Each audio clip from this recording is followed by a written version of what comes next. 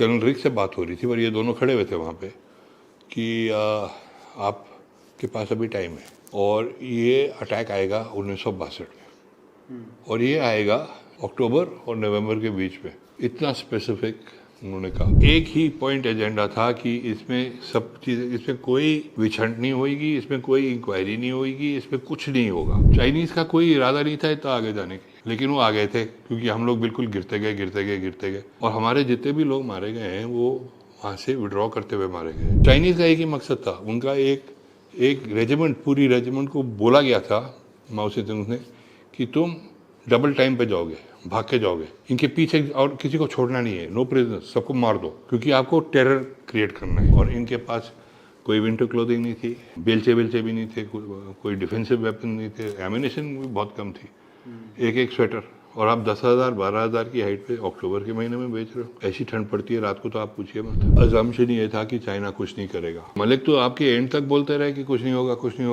Tawang was a vital area हमारे लिए। वहाँ पे जितने हमारी तो 25 पाउंडर गन्स पूरी रेजिमेंट्स की छूट गई, स्लीपिंग बैग्स रह गए, उनको आग लगाने की कोशिश की। सैनिक थे वहाँ पे तो बहुत ज़्यादा थे। चाइना को होल्ड करने का कोई प्रॉब्लम नहीं होता वहाँ पे, लेकिन जब ऊपर से ऑर्डर आ गया आप विड्रॉ करेंगे, उसके बाद तो गदर होगी ना। जब मैं बैठा इसको लिखने में, मेरा तो बुरा हाल हो गया था ये 62 की किताब लिखने में। मैं रोज रात को मेरे को सीवियर डिप्रेशन होता था। ये कैसे हो सकता है, ये कितना खराब कैसे हो गया। जनरल कॉल ने जब अपनी किताब लिखी है दी अनटोल्ड स्टोरी, उसमें उनको सेला और सेला के बीच में फर्क नहीं माना। 2 पासेज है वहाँ पे। जब ये भर्ती हुए फौज में तो मोतीलाल नेहरू ने चिट्ठी लिखी है अंग्रेजी हुकूमत को कि इस officer he is a national asset, Motilal Nehru, और इसको कॉम्बैट लाइन में नहीं भेजा जाए। सच्ची बात है, आप हंस रहे हो। सीरियसली? यस, कि इंडियन आर्मी के मेरी अप्रिसिएशन में 2 फ्लॉज हैं और नामकाचू में उन्होंने वही इम्प्लीमेंट किया। अगर इन्होंने फॉरवर्ड पॉलिसी नहीं अडॉप्ट की होती तो आज आपके पास अरुणाचल होता ही नहीं। मिलिट्री हायरार्की के साथ छेड़खानी करोगे आप, इससे ज़्यादा गद्दारी नहीं कर सकते। ये जो एयरफोर्स को नहीं यूज़ किया गया, ये नेहरू की डिसीजन थी। डिसीजन उन्हीं की थी, लेकिन उसकी सर्कमस्टांसेस क्या थी वो किसी को नहीं मालूम था। आपके पास ओरेगन्स थे, आपके पास तूफानीज थे, आपके पास मिस्टेस थे। आपको प्रॉब्लम क्या थी? आपके पास इंटरसेप्टर्स भी हो गए, आपके पास यू द चाइनीज, उनको तो आपने पूरी स्टोरी अलग होती। मेरे तो हाथ हिलने लग जाते हैं गुस्से के मारे। नमस्ते सर, कैसे हैं? बस खुश। पार्ट 2 जो हमने प्रॉमिस किया था कि 62 के जो युद्ध पे हमको बातचीत करनी है, आज हम डिटेल में करेंगे। आपका ये इंटरेस्ट कैसे आया कि 62 के युद्ध में इतनी बढ़िया पुस्तक लिखी जो आज सब जगह रिकमेंड की जाती है, रिकमेंडेड रीडिंग है। आपका इंटरेस्ट कैसे बना कि इस 62 के युद्ध से मेरे को कुछ क्या अटैचमेंट था? 62 का युद्ध तो हमारे लिए तो बिल्कुल ही क्या कहते हैं, जैसे कि मैं तो 2 साल का था उस टाइम, पर फिर भी इतना सीवियर इम्पैक्ट हुआ था हमारी फैमिलीज़ के ऊपर, क्योंकि मेरे पिताजी 2nd राजपूत में थे, 2 राजपूत में थे, और 2 राजपूत उस टाइम वलोंग में डिप्लॉयड थी। उसके पहले अरुणाचल में कोई ट्रूप्स नहीं थे, नीफा में कोई इंडियन आर्मी थी नहीं, वो सिर्फ असम, बहुत लोगों को नहीं पता है, वो सिर्फ असम राइफल्स थी और ये मिनिस्ट्री ऑफ एक्सटर्नल अफेयर्स के अंडर आता था। तो 59 में जब ये सब फॉरवर्ड पॉलिसी वगैरह जब शुरू हुई है तो उस time Nehru ji had taken a decision कि now we will unilaterally had announce कि नाउ नीफा, उन्होंने तो आर्मी चीफ से भी नहीं पूछा, अपने आप कर दिया।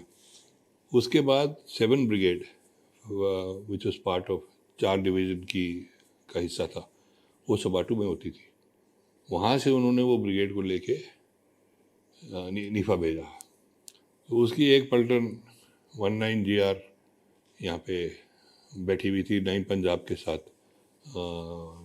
ये अपना ये तवांग सेक्टर में, जिसको हम कहते हैं कमिंग सेक्टर, और एक पलटन थी वलोंग सेक्टर में। और अगर आप उसकी ज्योग्राफी जानते हैं तो उसका मतलब ये है कि आपका जो वेस्टर्न एज और ईस्टर्न एज, उनको आपने कवर कर लिया, बीच में बड़े वही असम राइफल्स के पास था।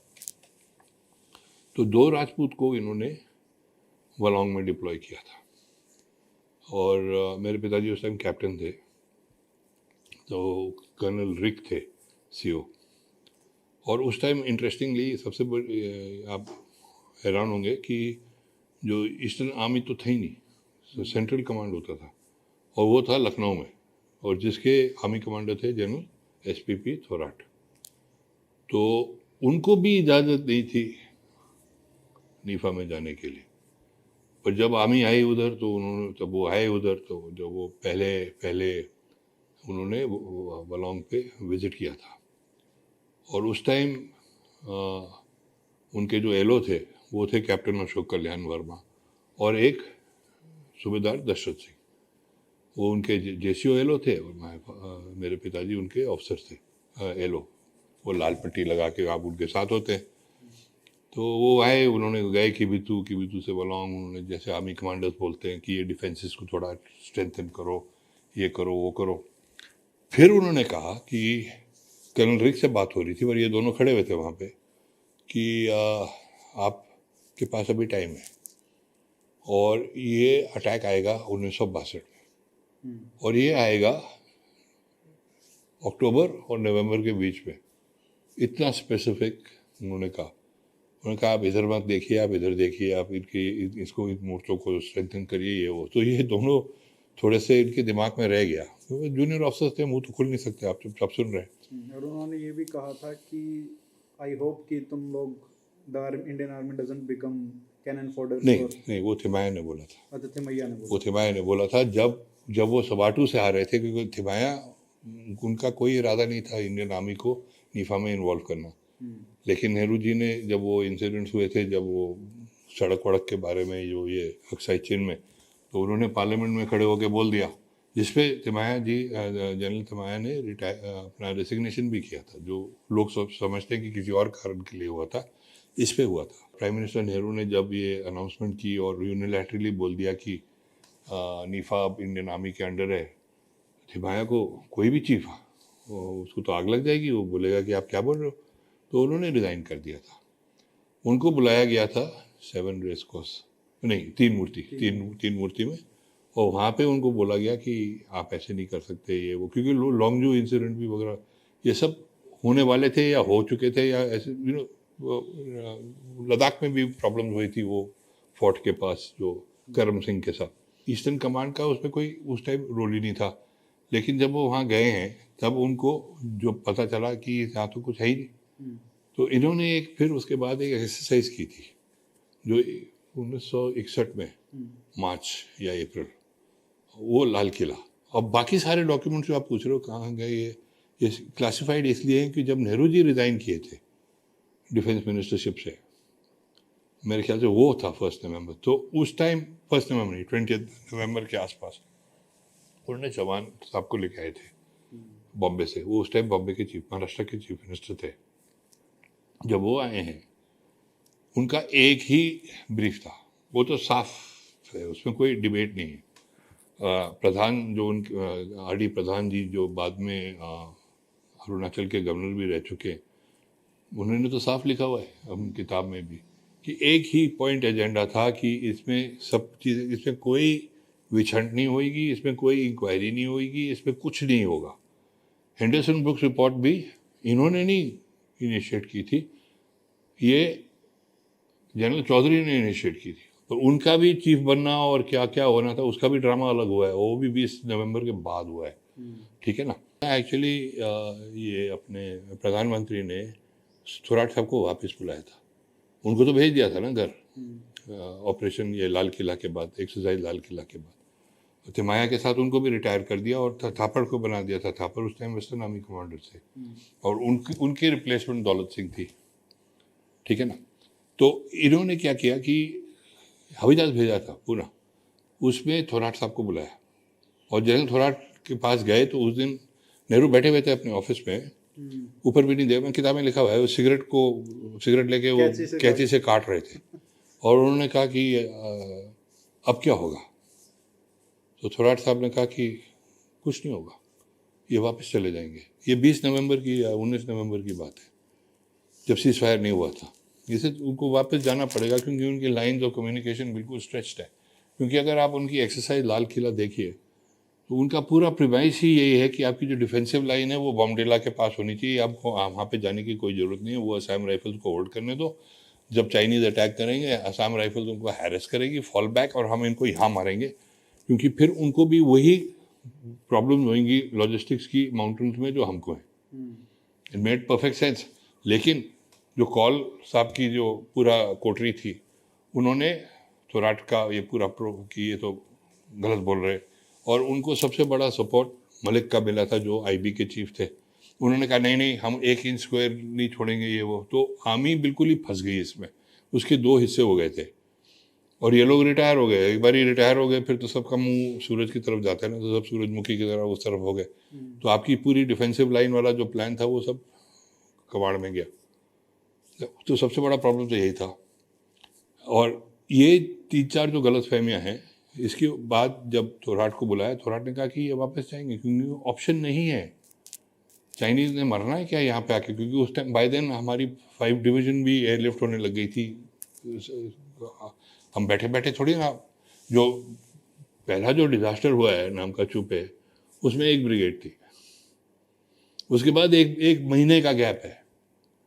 उन्होंने 17 नवंबर पे जाके छेड़खानी फिर की है, वो भी सेला में, उसमें 1 महीने का गैप है। उसमें सेला में हम काय को उठ के भाग दिए, वो बात दूसरी है, उस पर भी आएंगे बाद में। पर ये जो दो डिजास्टर्स हुए थे, तो इसके ऊपर चाइनीज़ का कोई इरादा नहीं था इतना आगे जाने के लिए, लेकिन वो आ गए थे क्योंकि हम लोग बिल्कुल गिरते गए। और हमारे जितने भी लोग मारे गए हैं वो वहाँ से विड्रॉ करते हुए मारे गए।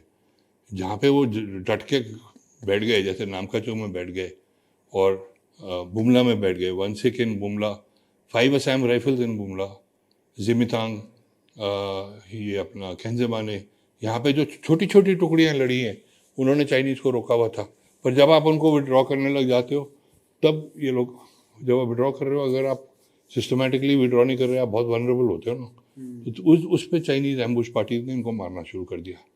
और चाइनीज़ का एक ही मकसद था, उनका एक रेजिमेंट, पूरी रेजिमेंट को बोला गया था माओ से तुंग ने कि तुम डबल टाइम पे जाओगे, भाग के जाओगे, इनके पीछे और किसी को छोड़ना नहीं है, नो प्रिजनर, सबको मार दो, क्योंकि आपको टेरर क्रिएट करना है।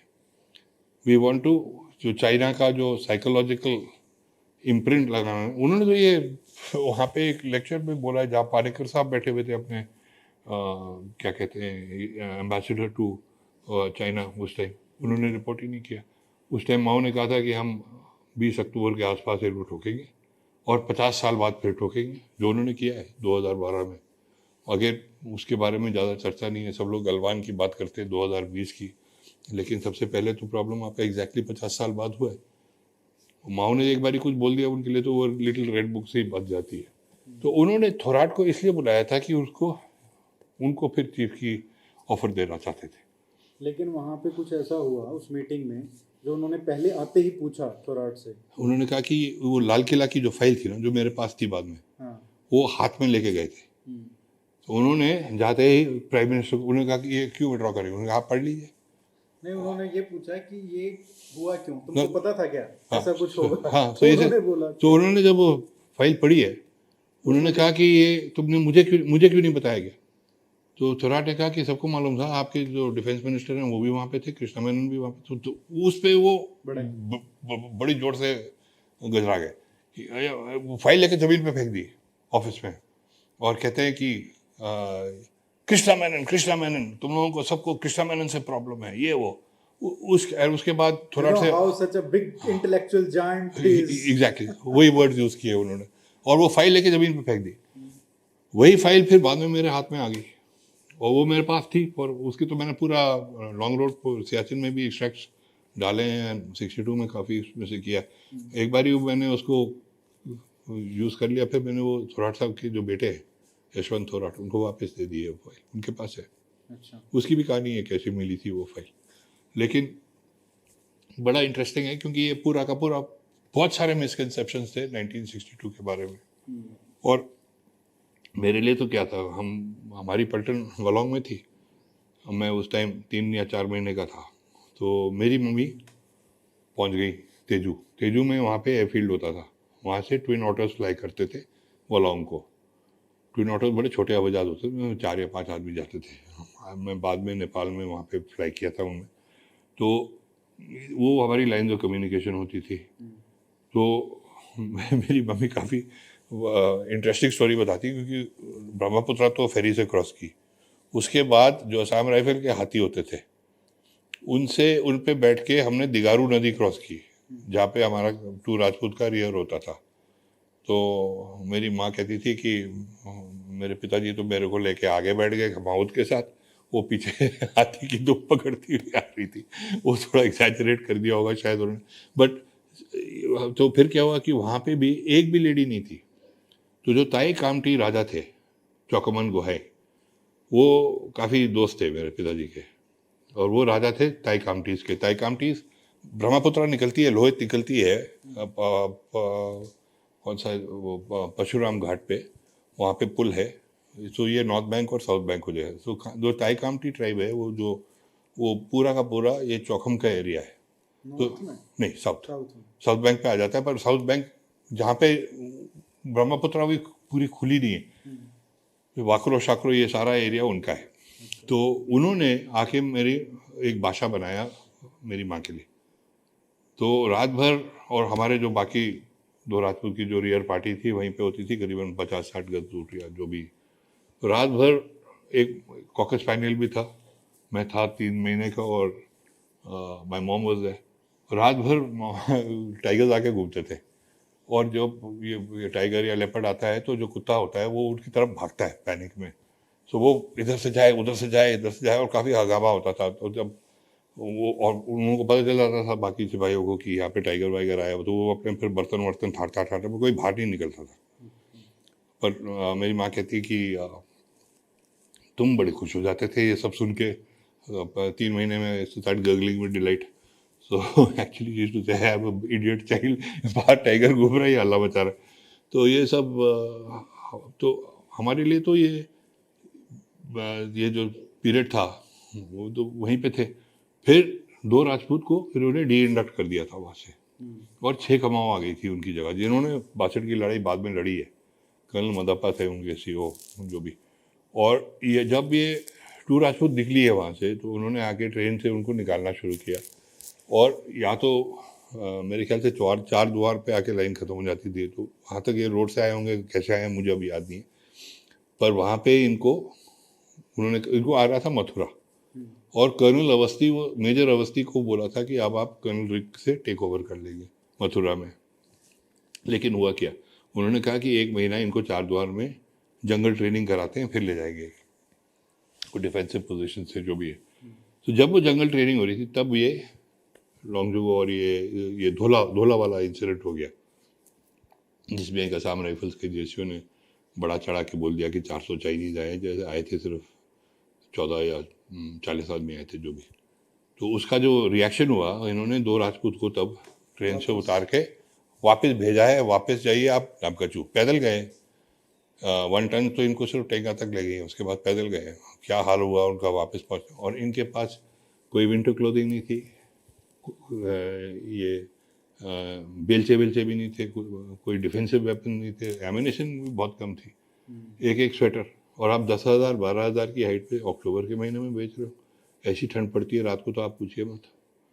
तो 2 राजपूत जो फिर वहाँ जब पहुँची है, वहाँ पे उनको लेके नामकचू नाले पे लगा दिया नीचे, क्योंकि तब तक बहुत सारे डेवलपमेंट्स हो चुके थे। जनरल कॉल भी 4 कोर का रेज हो गया था, उनको बना दिया कोर कमांडर के। तो किताब में पूरे डिटेल थे। इसमें जो एक चीज़ देखने को मिलती है पूरे युद्ध का जो परिणाम रहा, उसमें हमको ये तो देखने को मिलता है कि जो लोअर लेवल के जो सैनिक थे, मतलब जो जवान थे, उनमें वीरता की और लड़ने की कोई कमी नहीं थी, बिल्कुल नहीं। लेकिन जो सबसे बड़ा फेलियर था वो धीरे धीरे जैसे ऊपर जाते हैं मिलिट्री लीडरशिप पे, उसके बाद general, eastern commander, western commander, सारे के सारे मतलब जो मिलिट्री लीडरशिप थी, ऐसा लग रहा था कि जैसे चुन चुन के इनकम्पिटेंट लोगों को भरा हुआ है। अब चाहे मतलब आप जनरल थापर से लेके शुरू कर दीजिए, उसके बाद फिर बीजी कोल को ले लीजिए, फिर आप बोगी सेन को ले लीजिए। बोगी सेन को लीजिए सबसे पहले, हाँ, क्योंकि वो तो फिर भी कॉम्पिटेंट थे काफी, मतलब एटलीस्ट लगता था 47-48 ब्रिगेडियर लेवल तक ही वाज वेरी गुड। वो भी तीन इंडियन ऑफिसर्स थे जो महायुद्ध में, वर्ल्ड वॉर 2 में बटालियन कमांडर्स बने थे। उनमें से तिमाया, बोगी सेन और थोराट, ये 3 थे जिन्होंने ये बटालियंस कमांड की थी अराकान में।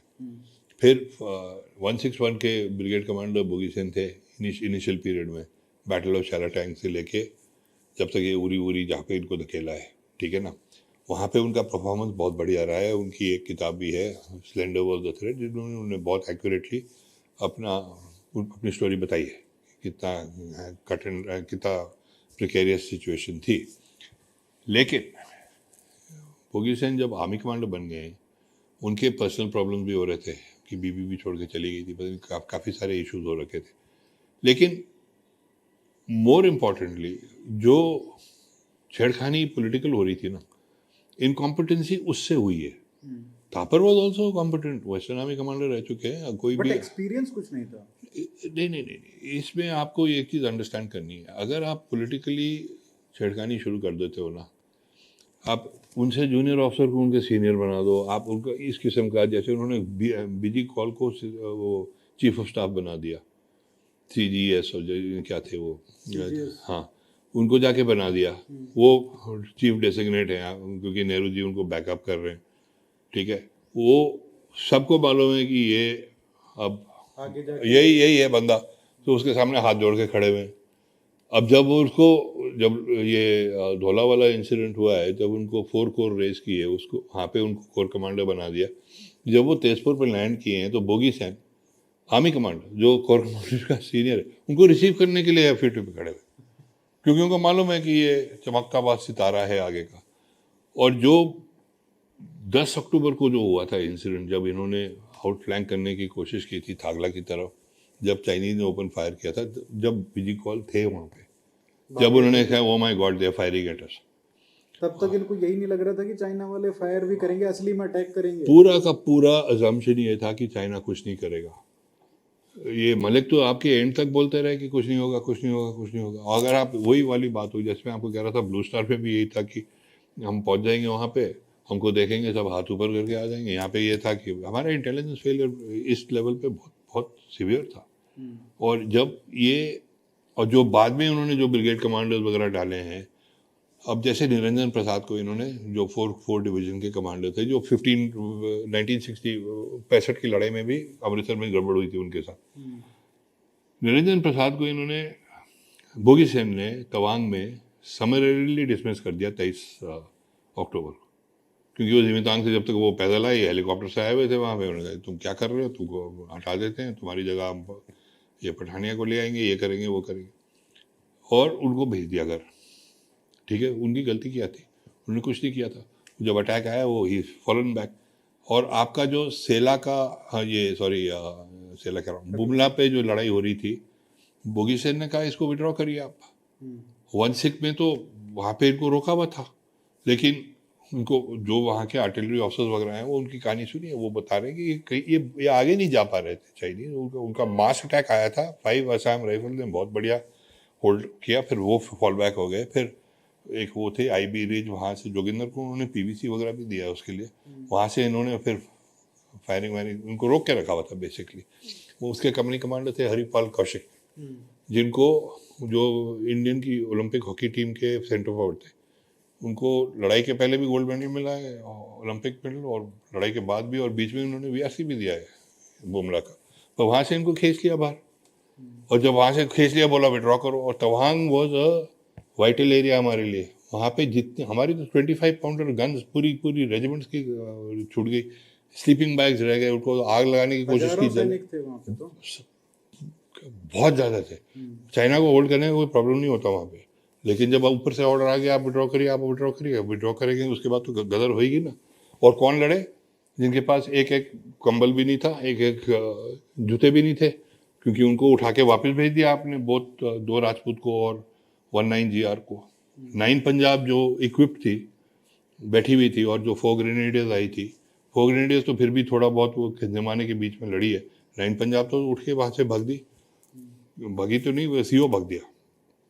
और CO बाद में बहुत हीरो बन गया, क्योंकि यही हो गया ना, चौहान ने बोला कि किसी पे उंगली नहीं उठेगी, एक भी इंक्वायरी नहीं हुई है, एक भी बंदे को उन्होंने कोर्ट मार्शल नहीं किया। कैसे हो सकता है? इतना बड़ा हादसा हो गया है, इतना ज़्यादा डिजास्टर हो गया है, आप किसी पे आप नहीं करोगे, और सब प्रमोट हो गए। और इसके बाद में आपने प्राइस भरा है, क्योंकि 71 की लड़ाई में 1-2 जो हमारे नेगेटिव पॉइंट्स हुए हैं, 71 की लड़ाई वो एक्चुअली उससे ज़्यादा आप जस्ट लड़ाई नहीं हो सकती बांग्लादेश का वो पूरा, उसमें यही जो 9 पंजाब के सीओ थे वहाँ पे पकड़े गए।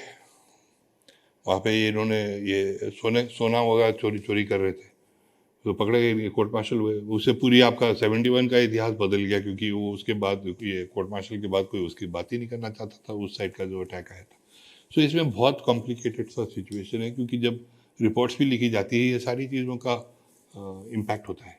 ये देखिए कितना मतलब इम्पोर्टेंट एस्पेक्ट है कि जो गलत काम करता है 62 में आपको उनको पकड़ के ठोकना था, जिनको आपने उस टाइम जो भागे वहाँ से उनको लाइन अप करके शूट कर देना चाहिए था। और ऐसा बहुत हुआ है, मतलब आपने लिखा भी है। एक तो ये हुआ है कि भाई जो मतलब डिजर्व नहीं करते थे उनको अवार्ड्स मिले हैं, और जो डिजर्व करते थे उनको उतना अवार्ड नहीं मिला। जैसे आपने लिखा है लेफ्टिनेंट जनरल बिक्रम सिंह को, कि उनको तो उनका वर्थ जो था वो मिला ही नहीं।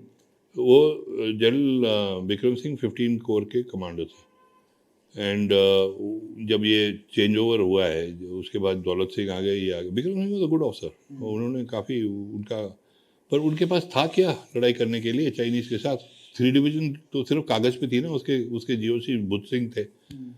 ये सब नाम, ये सब, हाँ वहाँ पे एक डिवीज़न बैठी हुई, कौन सी डिवीज़न कहाँ? वहाँ पे आपके पास जो हम पोस्ट कहते हैं, दौलत बेग ओल्डी और ये जो पूरा काराकश का एरिया, गलवान शलवान, वहाँ पे आपके जो ये पोस्ट, हमारे वहाँ पोस्ट है जी, हमारे वहाँ पोस्ट है, कितने आदमी है? कई पोस्ट में तो 3 आदमी है, 2 आदमी है। क्या करोगे आप इनसे? और वो बेचारे क्या करेंगे? उनके पास एमिनेशन भी नहीं है कुछ नहीं है। और वो कौन है? वो भी तो उसके थे ना, वो 18 जो लद्दाख स्काउट्स के जो 4 रनर्स थे, वो भी रेगुलर इन्फेंट्री यूनिट्स नहीं थी। 18 जाट या 17 जाट या 5 जाट, वो इनमें से एक पलटन थी वहाँ पे, 5 जाट थी। और ये लोग थे। और फिर चिपचैप में क्या हुआ? चिपचैप में गुरखस थे, उन पे रात को अटैक आया है, ठीक है। फिर आपके कुमाऊनी से इधर ये रिजांगला में, मैं ये नहीं कह रहा नॉट डिजर्व्ड और deserved, I am not saying that. मैं ये कह रहा हूँ कि उस टाइम इन्होंने जो अवार्ड्स दिए हैं, उस टाइम उन्होंने जो नाम थे उनके सामने उन्होंने डाल दिए। टोटली रैंडम नहीं था, क्योंकि मैं बताता हूँ, एक कर्नल इस्माइल साहब है, यहीं रहते हैं ऋषिकेश के पास। उनके 2 बेटे भी थे, जेरेमी और स्टीव। स्टीव तो अभी IMA में थे, ब्रिग, वो पूरा एजुकेशन का वही हैंडल करते थे, बहुत बढ़िया अफसर थे वो ओरिजिनली 1 पंजाब के थे। तो वो थे कर्नल GS वेस्टर्न कमांड के। तो हम लोग तितर वितर मारने जाते थे उस एरिया में कई बार, तो हम उनके साथ रात कभी एक रातें काटते। उन्होंने बड़ी अच्छी किताब लिखी हुई, कॉल ऑफ द टाइगर, जो हाँ मऊ में उन्होंने लिखी थी। अभी मेरे ख्याल से नटराज या किसी ने रीपब्लिश की है, वेरी वेरी नाइस बुक। तो वो मेरे पिताजी से बड़े दोस्ती होती थी उनकी, तो वो उन्होंने बताई थी ये कहानी। उन्होंने कहा था कि मैं कर्नल GS था। फिर अनाउंस हो गया कि 1 सिख का एक PVC अनाउंस हो गया उधर से। तो दौलत सिंह ने इनको फ़ोन किया, दौलत सिंह दिल्ली में थे, कि भैया तुम 2 नाम अनाउंस कर दो। किसे, मैं कहाँ से अनाउंस करता, हम लोग तो शिमला में बैठे हुए, हमको पता भी नहीं चल रहा है हो क्या रहा है वहाँ पे। फिर उन्होंने देखा कि 2 कंपनी कमांडर थे, एक चिपचैप में थे और एक थे रिजांगला में। अब रिजांगला की कहानी बहुत अलग है, वहाँ पे they all died with their boots on. उन्होंने जाके दुश्मन के सामने खड़े होकर लड़े, लेकिन उनको सबको RCL से चाइनीज़ ने उड़ाया।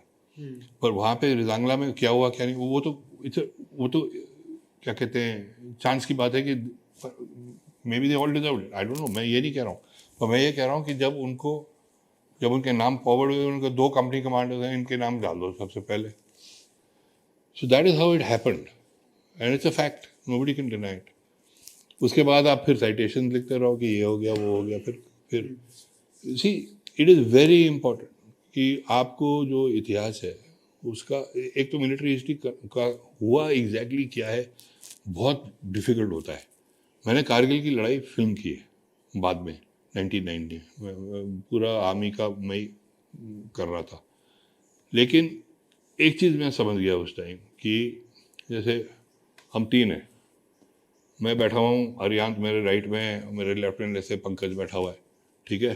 अटैक आ रहा है, हम आपसे अगले दिन आप बोलिए हमको तीनों को कि आप लिख के दीजिए हुआ क्या रात को, फिर देखिए आप।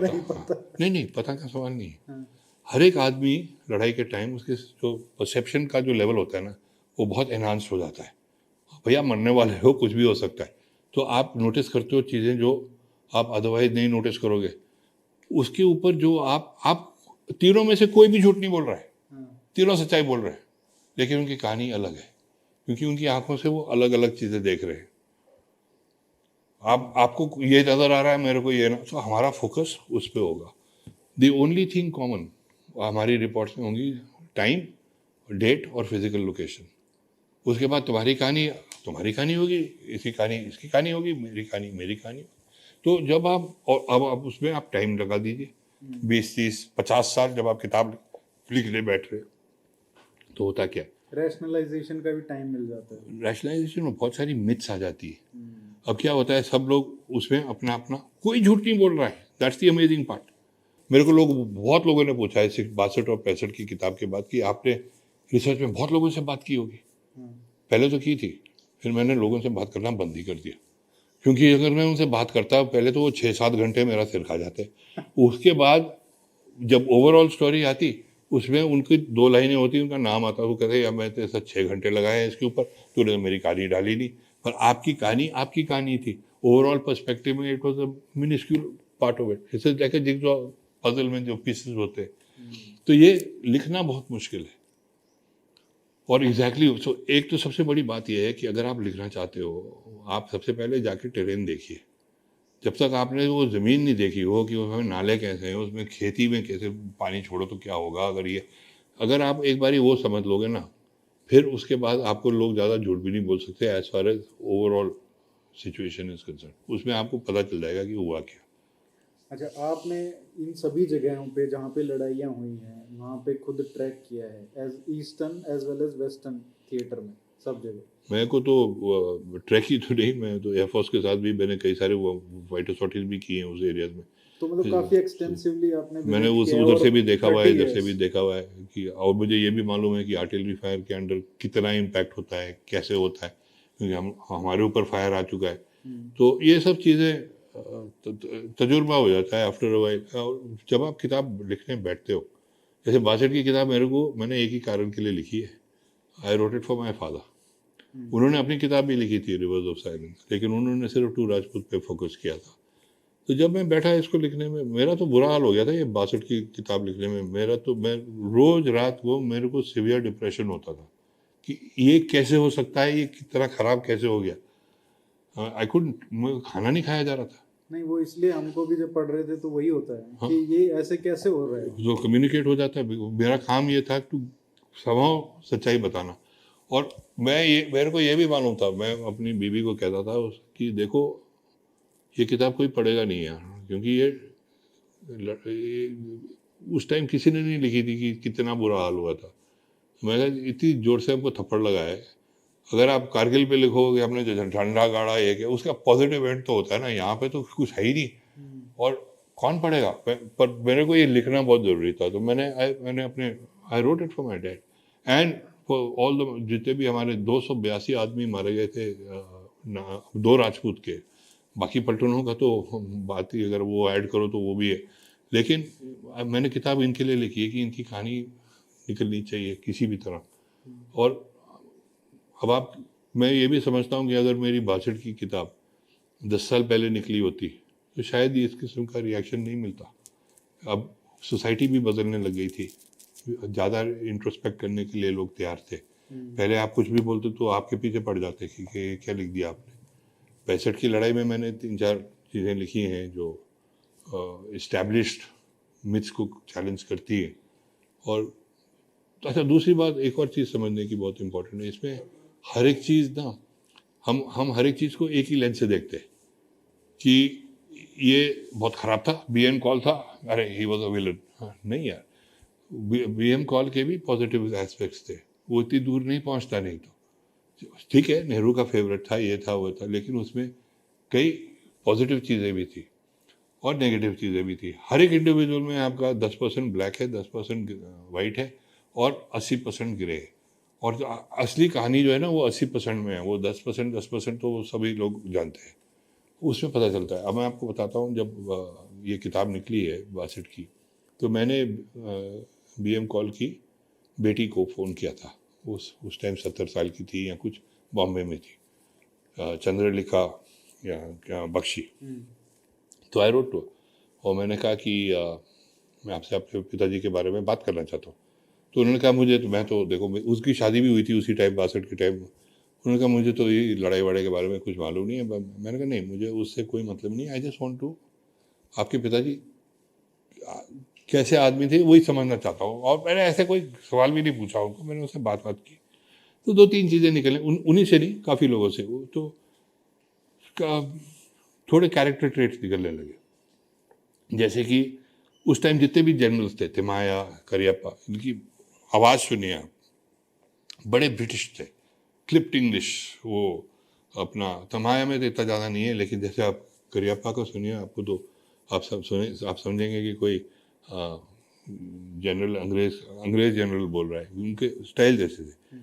अब जैसे कौल साहब थे, जनरल कौल थे, इनका क्या था, हिंदी प्लेस, बड़े डाउन टू अर्थ थे, उनका कनेक्ट था लोगों के साथ, तभी नेहरू ने उनको कश्मीर भी भेजा था 1947 में अपनी तरफ से। तो उनको वो जो आज आप पॉजिटिव समझते हैं कि इसमें हिंदुस्तानी वो ट्रेट्स है, उनमें थे, और वे भी उनको उसके लिए। तो जब ये किताब निकली है तो कई लोगों ने कई सारी चीज़ें बोली। अब एक मेरे को ईमेल आया, और कई ईमेल आती थी, कि तुम अपने आप को समझते क्या हो, मेरे पिताजी ने तो 303 ही मार दिए, मेरे ग्रैंडफादर ने ये कर दिया। तो वो पूरी ज़िंदगी समझते हुए वही आए। मैं ये नहीं कह रहा नहीं मारे हैं या जो भी है, मैंने सिर्फ ये बोला कि ऐसे ऐसे इवेंट्स हुए और ये कैजुअलिटी लेवल वगैरह हुई हैं। तो ये ईमेल आती है, वरुण बख्शी ऐसे कुछ नाम था इनका बेटा, और मैं समझ गया क्योंकि उन्हीं की ईमेल से आया था, और 3 पैराग्राफ्स थे। मैं उस दिन रात को मैंने कहा मैंने नहीं पढ़नी, क्योंकि मेरे को जो भी नेगेटिव कमेंट्स आते हैं आपको इम्पैक्ट करते हैं, वेदर यू लाइक इट और। तो मैंने कहा चलो देखते हैं इसको, सवेरे पढ़ते हैं। तो मैंने उसको कंप्यूटर को बंद कर दिया और छोड़ दिया। तो अगले दिन सवेरे खोल के देखा तो उन्होंने उसमें लिखा है मेरे को, ये पहले पैराग्राफ में लिखा है, मेरा नाम है Varun Bakshi, etcetera, I am Varun Bakshi, ये वो। और तो मैं जनरल कौल का वो हूँ, ग्रैंडसन हूँ। तो फिर सेकंड पैरा में उन्होंने स्टार्ट किया है कि you have taken the pants of my grandfather, कि आपने उनको लेफ्ट राइट सेंटर क्रिटिसाइज किया है, लेकिन as a family we want to thank you for having been objective. अभी भी है मेरे पास कोई। अब ये ये इनकी फैमिली की तरफ से मेरे को ये ईमेल आ रही है। I think it was quite a major thing. और ये कई लोग समझते हैं कि ये सबसे बड़े विलन थे लड़ाई के। मैंने जो बोलना था बोल दिया है। नहीं, इसमें तो जो आपकी बुक में निकल के आया है वो तो एब्सोल्युटली उसमें दिखता है कि he was a big villain, लेकिन बिगेस्ट तो ठीक है उस हिसाब से नहीं, उस पर भी आई डोंट फुली एग्री। अच्छा, क्योंकि जो 10 अक्टूबर को जो इंसिडेंट हुआ है ना, हाँ, जिस दिन ये नाले पे थे नामकाचू पे, जब इन्होंने वो फ्लैंक अटैक किया है और इनको हाइपो हो गया, उसके बाद जब चाइनीज ने फायर किया, he said O my God ये तो फायर कर रहे हैं, और वहाँ से वो उठ के वापस आ गए दिल्ली। और शाम को प्राइम मिनिस्टर के घर में मीटिंग हुई है, किताब में है इसके डिटेल्स। और इन्होंने कहा है, इन्होंने ऑर्डर तो दे दिया यहाँ से कोई नहीं हिलेगा जब तक मैं कहूँगा। वहाँ से वो आए हैं वापस दिल्ली, उन्होंने आके उन्होंने इसमें आदमी को जो विलन होता है ना उसको give the devil is due also. इन्होंने खड़े होकर बोल दिया कि वहाँ पे हमारी सिचुएशन नॉन टेनेबल है, हमको वहाँ से विड्रॉ करना पड़ेगा, हमको हथुंगला की तरफ जाना पड़ेगा, हमको पुल बैक करना पड़ेगा, हमने मारे जाएंगे, बोल दिया इन्होंने। लेकिन जो पूरी गेम्स खेली गई थी दैट केम बैक उसी मोमेंट में आके इनको पीछे, जो कहते हैं ना bite him in the butt, वो पीछे से आके, क्योंकि उस टाइम थापड़ और बोगी सेन भी थे, इनको जो चिड़ हो रखी थी ना कि हमारे से इसको ये उन्होंने कहा अच्छा बच्चों अभी तक तुमको बढ़ा चढ़ा के बनाए, अब आप वहीं लड़ोगे। उन्होंने फुट डाउन किया है, थापर और सेन ने। हाँ। और नेहरू ने कहा है I don't want to interfere in matters military, it's all quoted. Now he doesn't want to interfere. हाँ, हाउ द हेल यू, अभी अभी क्या कह रहे हो। और जब आपका वहाँ पे कोर कमांडर वहाँ से भाग के आया वापस, आपको बता रहा है कि यहाँ से हटना है, और उस टाइम आर्मी चीफ और आर्मी कमांडर सडनली कहते हैं अरे हम तो इससे सीधे, अब इसको हम सीधा करते हैं। उन्होंने ये बोला है कि there no way we will withdraw, एक ही ब्रिगेड है, अब ये तो बहुत बड़ी ब्रिगेड है, ये करेंगे वो करेंगे। बोगी सेन अड़ गया इसके ऊपर। अब आप सो मैं ये कह रहा हूँ, मतलब एक बंदा ऐसा होता तो भी, और हर जगह ही ऐसे भर रहे उसके बाद इनको हाइपो हो गया ना, ही गॉट सिक। हाँ। तो ये तो हॉस्पिटल नहीं, वो घर में ही उनको इनकी तो आवाज़ नहीं निकल रही थी, क्योंकि हाइपो क्या होता है, उसमें आपका पानी भर जाता है ना आपके फेफड़ों में। हाँ। ये तो मर रहे थे, तो इनकी तो आवाज़ नहीं निकल रही थी, उसके बाद वो कुछ बोल भी नहीं पाए। लेकिन मैं ये कह रहा हूँ, हर एक चीज़ उनके सिर पर डालना भी, क्योंकि इसमें भी आदमी में थोड़ा बिगनेस चाहिए ना, कि आके कह रहा है कि मैंने गलती की है, नहीं वो ठीक है, ये होता है, और वो ठीक हो जाते हैं थोड़े दिन बाद, वो वापस और जाते हैं। वापस जाते हैं जब फाइट चल रही होती है या शुरू होने वाली नहीं, होती नहीं, है, नहीं, तब नहीं, वो फिर से वो गलती करते हैं वहां पे जाके। सीक्वेंस ऑफ इवेंट्स अलग है। 20 तारीख को नामकाचू का अटैक हुआ है, 23 को ये इन्होंने तवांग ले लिया है, उसके बाद हमने विड्रॉ किया है, हमको जाना था वापस। अब ये सडनली थोराट की डिफेंसिव लाइन बॉम्बडिला की बात कर रहे थे, जब ये विड्रॉ करने लगे उस टाइम पायलट साहब जो आपके DG-MO थे, उन्होंने कहा डरे, मैं तो वहाँ ब्रिगेड कमांडर रहता हूँ, हमको सेला पे लड़ना चाहिए। और हरबख्श सिंह को, जनरल हरबख्श सिंह को ले आए ये लोग कोर कमांडर बना के, उन्होंने कहा हाँ ठीक है हम यहीं लड़ेंगे। वहाँ पे आपने अपने डिफेंसेस बनाने शुरू कर। 1 महीने का गैप था आपका। चाइनीज़ तो मागोचू, हमको ये जो तवांगचू नदी कहलाती है, मागो से आती है, उस लाइन पे आके रुक गए थे। तो ये इधर बैठे हुए थे, हम यहाँ बैठे हुए थे। फिर इन्होंने सारे सीनियर ऑफिसर्स बदल दिए, ब्रिगेडियर होशियार सिंह को ले आए, इसको ले आए, उसको ले आए, हाँ, वो और एक पठानिया को ले आए। हाँ, पठानिया, ये तो खुद- वो पठानिया वहाँ पे बैठा भी नहीं, वो उसको बैठना चाहिए था सेला के शोल्डर पे, संगे पे। वो कहाँ गया, वो जाके दिरांग निजोंग में जाके बैठ गए, जो 70 किलोमीटर है वहाँ से। मतलब हर एक कमांडर अगर इसको देखे ना, हर एक का फेलियर था। जिस मतलब सब पता नहीं क्यों वहां पे, ऐसे तो सब कह रहे थे कि चलो आगे जाते हैं, जो मिलिट्री डिसीजन था और जो पॉलिटिकल डिसीजन था वो ये कि बिल्कुल 1 इंच भी नहीं देना है, और सब लोग देवर लाइक कि अभी बस विड्रॉ कर लो, फाइट करना ही नहीं है, वो तो सबका ये एटीट्यूड था। और हमारी सारी कैजुअलिटीज विड्रॉल पे हुई हैं, सब विड्रॉल पे हुई हैं। जो जसवंतगढ़ में जो 4 गढ़वाल जो अटक गई थी, उन्होंने जो जसवंत सिंह राइफलमैन LMG वगैरह लगा के, आप वहाँ पे वो बंकर में जाके बैठिए, आप समझ जाओगे कि 2 आदमी वहाँ पे एक LMG के साथ पूरी चाइनीज़ को कैसे रोक सकता है, क्योंकि वो जा ही नहीं पा सकते जब तक वो आपको नहीं एलिमिनेट करेंगे। उनको वो एरिया ही ऐसा है। पर आप उनको हुक्म दे दीजिए, इंस्टेड ऑफ रीइंफोर्सिंग सक्सेस कहते हैं ना लड़ाई में, ये जो रीइंफोर्स फेलियर के चक्कर में, तो वहाँ से, क्योंकि वो पीछे से चाइनीज था। जी, सबसे बड़ी बात तो ये है कि जनरल कॉल ने जब अपनी किताब लिखी है दी अनटोल्ड स्टोरी, उसमें उनको सेला और सेला के बीच में फ़र्क नहीं मालूम। 2 पासेज हैं वहाँ पे, एक सेला है जो SE और एक TSE, Sela, both are pronounced as Sela. उसमें इन्होंने इंटेलिजेंस अप्रिसिएशन मार दी कि इसमें एक कंपनी से एक प्लेटून से ज़्यादा लोग नहीं जा सकते, या एक कंपनी से ज़्यादा। अगर 100 आदमी जा सकते तो 1000 भी जा सकते हैं। आप किस हिसाब से कह रहे हो कि सिर्फ 12 आदमी क्रॉस करेंगे? तो जब ये चाइनीज ने एक कॉलम उधर से भेज दी, एक कॉलम चली गई तेमांग की तरफ, जहाँ पे 5 गार्ड्स ने उनको काफ़ी जम के लड़ाई की। लेकिन उसके बाद 5 गार्ड्स ने क्या किया, वो उठ के वहाँ से सीधा निकल आए, वो वापस बॉम्बडिला गए नहीं। और दिरांग निजोंग में क्या हुआ उसके बाद, वो तो आप पूछिए ही मत, क्योंकि जब इनकी एक टुकड़ी सेला से उधर से आई है, वहाँ आ गई, सैपर्स कैंप होता था 2 किलोमीटर आगे। चाइनीज वर एग्जॉस्टेड, उनके 200 आदमी थे वहाँ पे, उनके पास जो 2 इंच के मोटर थे, उन्होंने कहा इसको खत्म कर दो, उसके बाद वो गोइंग टू सरेंडर। उनकी किताब उनके रिकॉर्ड में। और जब इन्होंने ये फायर किया तो तब वहाँ पे 4 ब्रिगेडियर्स थे आपके, ये दिरांग निजोंग में। दिरांग निजोंग एक वैली है, और उन्होंने जो अपने आखिरी वो राउंड, ये तो गदर मच गई, वो तो गाड़ियाँ वाड़ियाँ इंजन वेंजन छोड़ छाड़ के, टैंक्स थे यार, सब छोड़ के ऊपर से धगा के भाग दिया वहाँ से। 10,000 आदमी भागे। और जब 10,000 आदमी भागते हैं ना, इतना ज़्यादा ट्रैफिक जैम हो जाता है, पता नहीं चल रहा होता है वो क्या रहा है इनके पास। जब चाइनीज़ ने हमको लड़ाई के बाद सारी इक्विपमेंट वगैरह सब दिरांग निजोंग में वापस दिए, वो फिल्म किया हुआ है, देखो तो सही, line and line of weapon. Chinese के पास इतना डेडली इक्विपमेंट नहीं था जितना हम सोचते हैं कि हमारे पास कुछ नहीं। हमारी 2 बटालियन के पास कुछ नहीं था, बाकी बटालियन सब इक्विप थी। हम जो 303 की बात करते हैं ना, 303 पे हमारे आदमी ट्रेंड थे। 303 की गोली आपके हाथ पे लगी ना, आप बैठ जाओगे। AK-47 दर्शन सिंह के पूरे पेट में 24 गोलियां लगी हैं, वो ही सर्वाइव्ड।